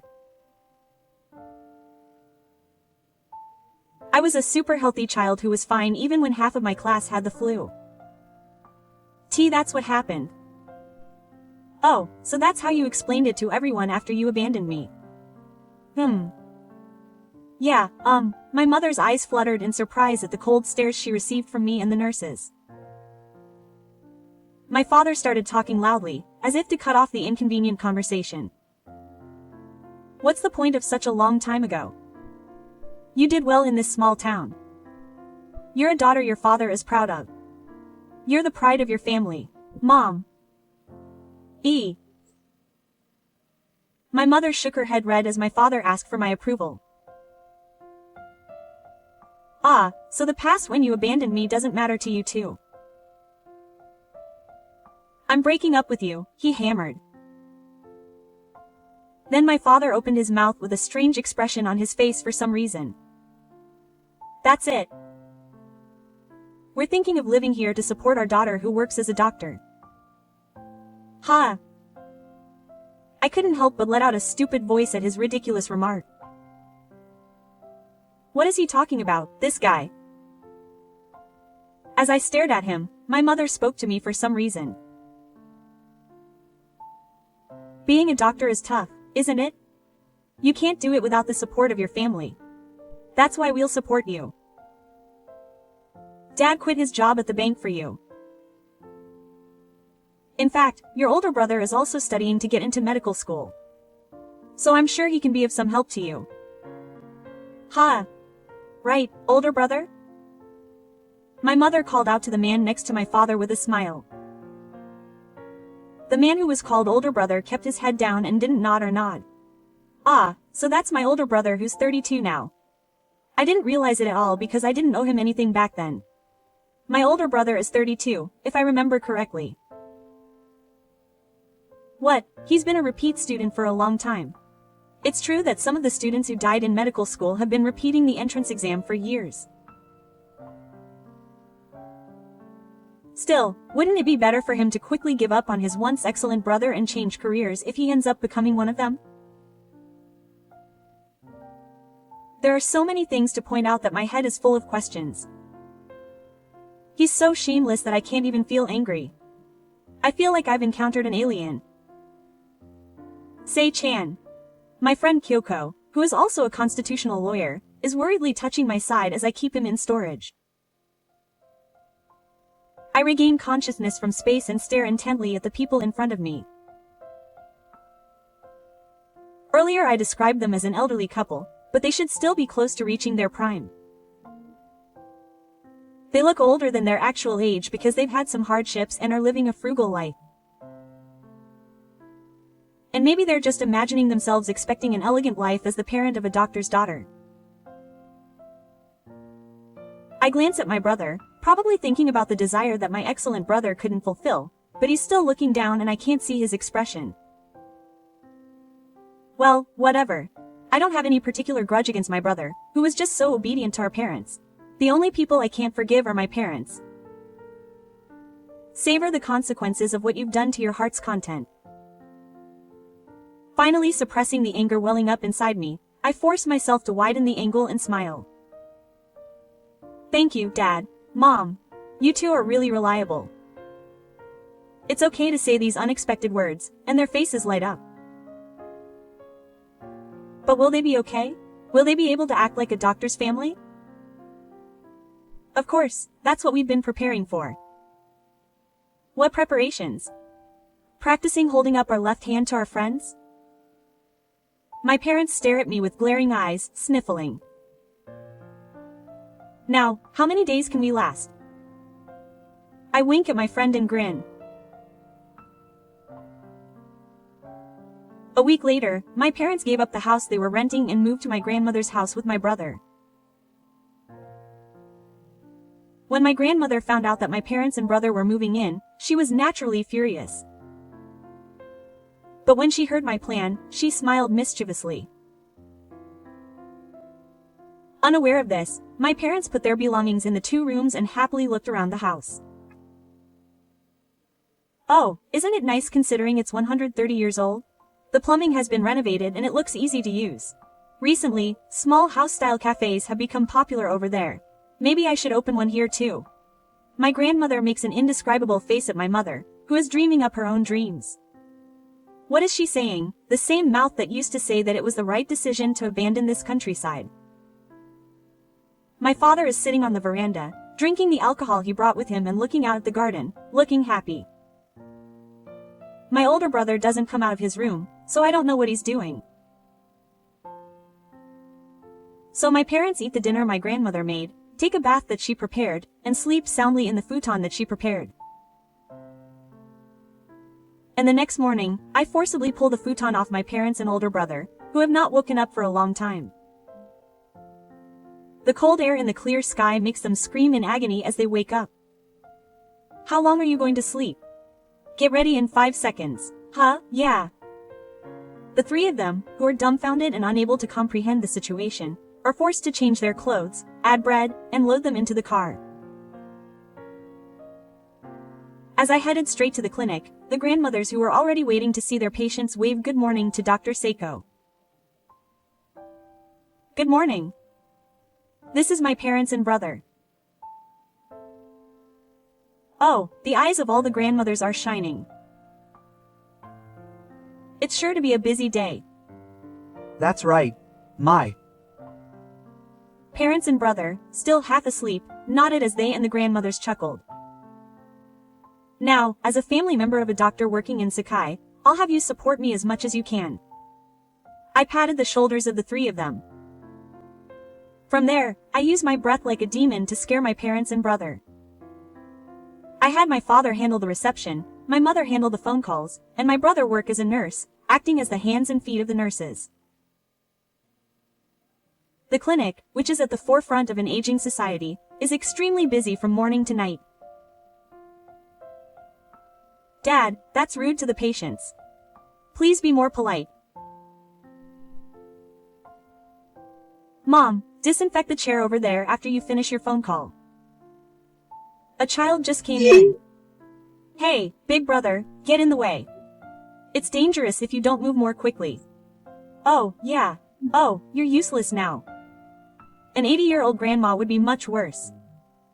Are you still a doctor's family? Oh, so this is the role of a doctor's family. Don't stop there. Yes. The three of them are confused, and they are given no time to complain as they are forced to do more work. The patients watch them with smiles on their faces, pushing more and more unreasonable tasks on them.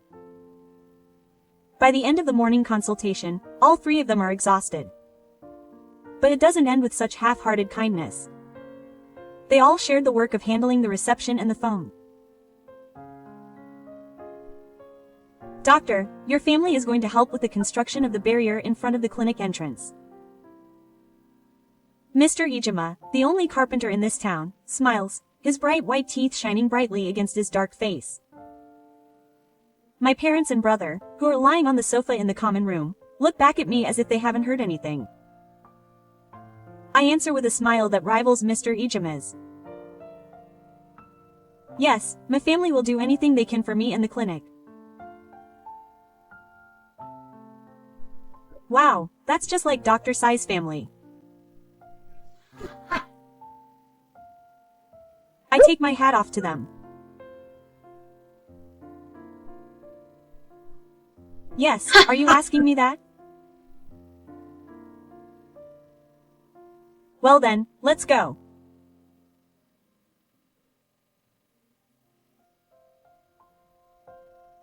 If we don't do it now, we won't be done by this evening.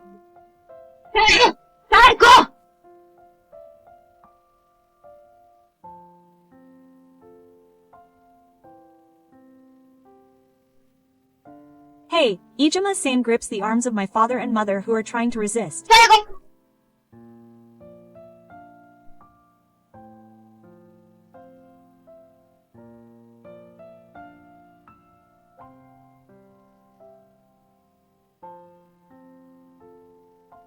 There's no way these two indoor-raised people can escape from his well-trained, stubborn arms.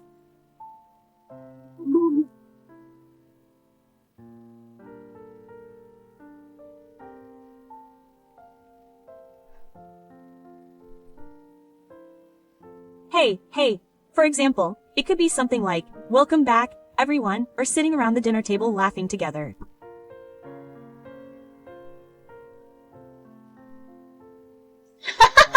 It's so funny that my parents are shocked and tremble when I laugh so hard. What's the value in your coming home? Huh? Being greeted by the parents who abandoned me gives me peace of mind. Seeing my hated parents living luxuriously with the money I earned is comforting. If they really think that, they're crazy. I stop laughing and look down at them with a serious expression. My mother smiles an unpleasant smile that's both scary and fawning. Sase-chan, do you hate us? Of course not. Sei-chan was a kind girl. What do you know about me? You've been neglecting me since I was at home. That's... My mother's eyes move slightly as she drags her eyes wide open.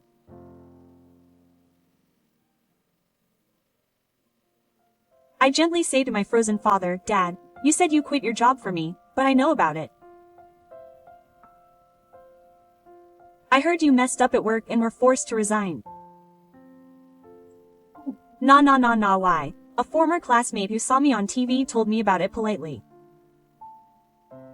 Apparently, I did something so bad that it became a rumor in town. She said I should be careful because she'll probably come after me. My father's purple lips tremble. That's right, this man didn't just want to be the father of his abandoned daughter, even quitting his job when he was just a few days away from retirement. These people had already lost everything: their status, their place to live, and their proud son. They had no choice but to cling to me. They thought that in this place, they could live a luxurious life as the parents of a doctor without anyone finding out about their father's scandals. But it's a shame. Everyone in town knows that I was a child who was abandoned by my parents. Oh, of course. There's no way such a sad and funny story wouldn't spread in a small rural town like this. Even the patients who came in today thought that you were worthless people who had abandoned their children. Oh, if you stayed in this place, you'd be looked down upon forever and forever. Of course, I won't let you use my money for free. I won't feed anyone who works harder than today. If that's okay with you, then go ahead.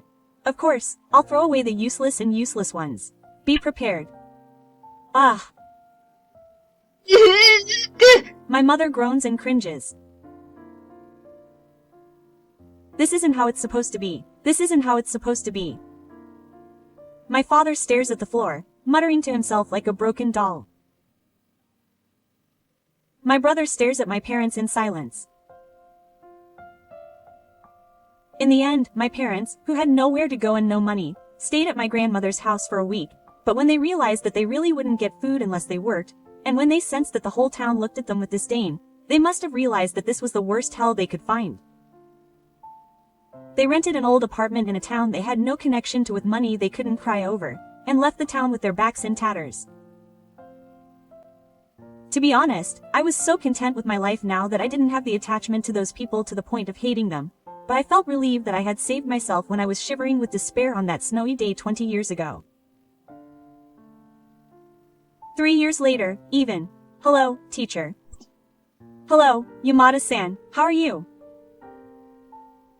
Today, I continue to spend my busy days as a doctor in the small town that raised me. By my side are my trusty nurses and my older brother Daichi. Dressed in a nurse's uniform, my older brother is busy taking patients' blood pressures and drawing blood. In fact, after my parents ran away, my older brother stayed at my grandmother's house. And even though the other nurses scolded him, he earnestly helped out with the work at the clinic. After a while, I spoke to my older brother. Apparently, he had studied hard as our parents told him to, but he failed the university entrance exam. He had studied hard as our parents told him to and aimed to go to medical school, but he couldn't see the point in studying so hard to become a doctor, and studying became a chore.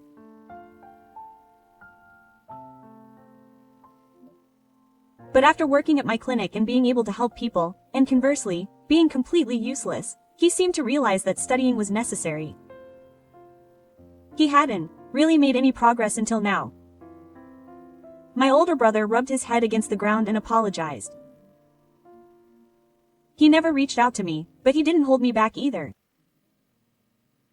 Perhaps my brother, who was a puppet of our parents, was also one of the victims. When I accepted my brother's apology, he burst into tears. He continued to work at my clinic while attending night nursing school.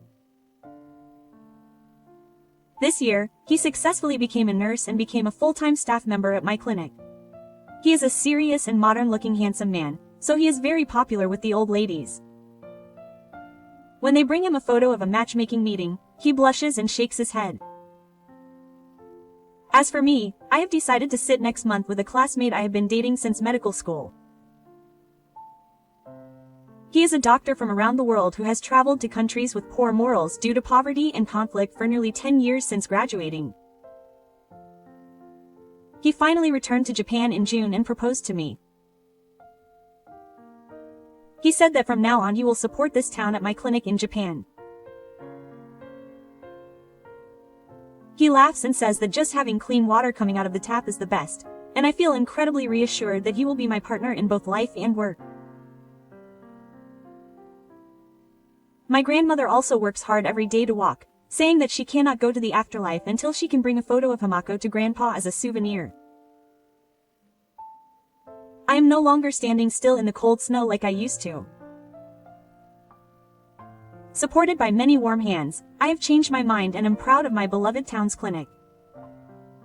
Today's medical consultation begins. Let's do our best.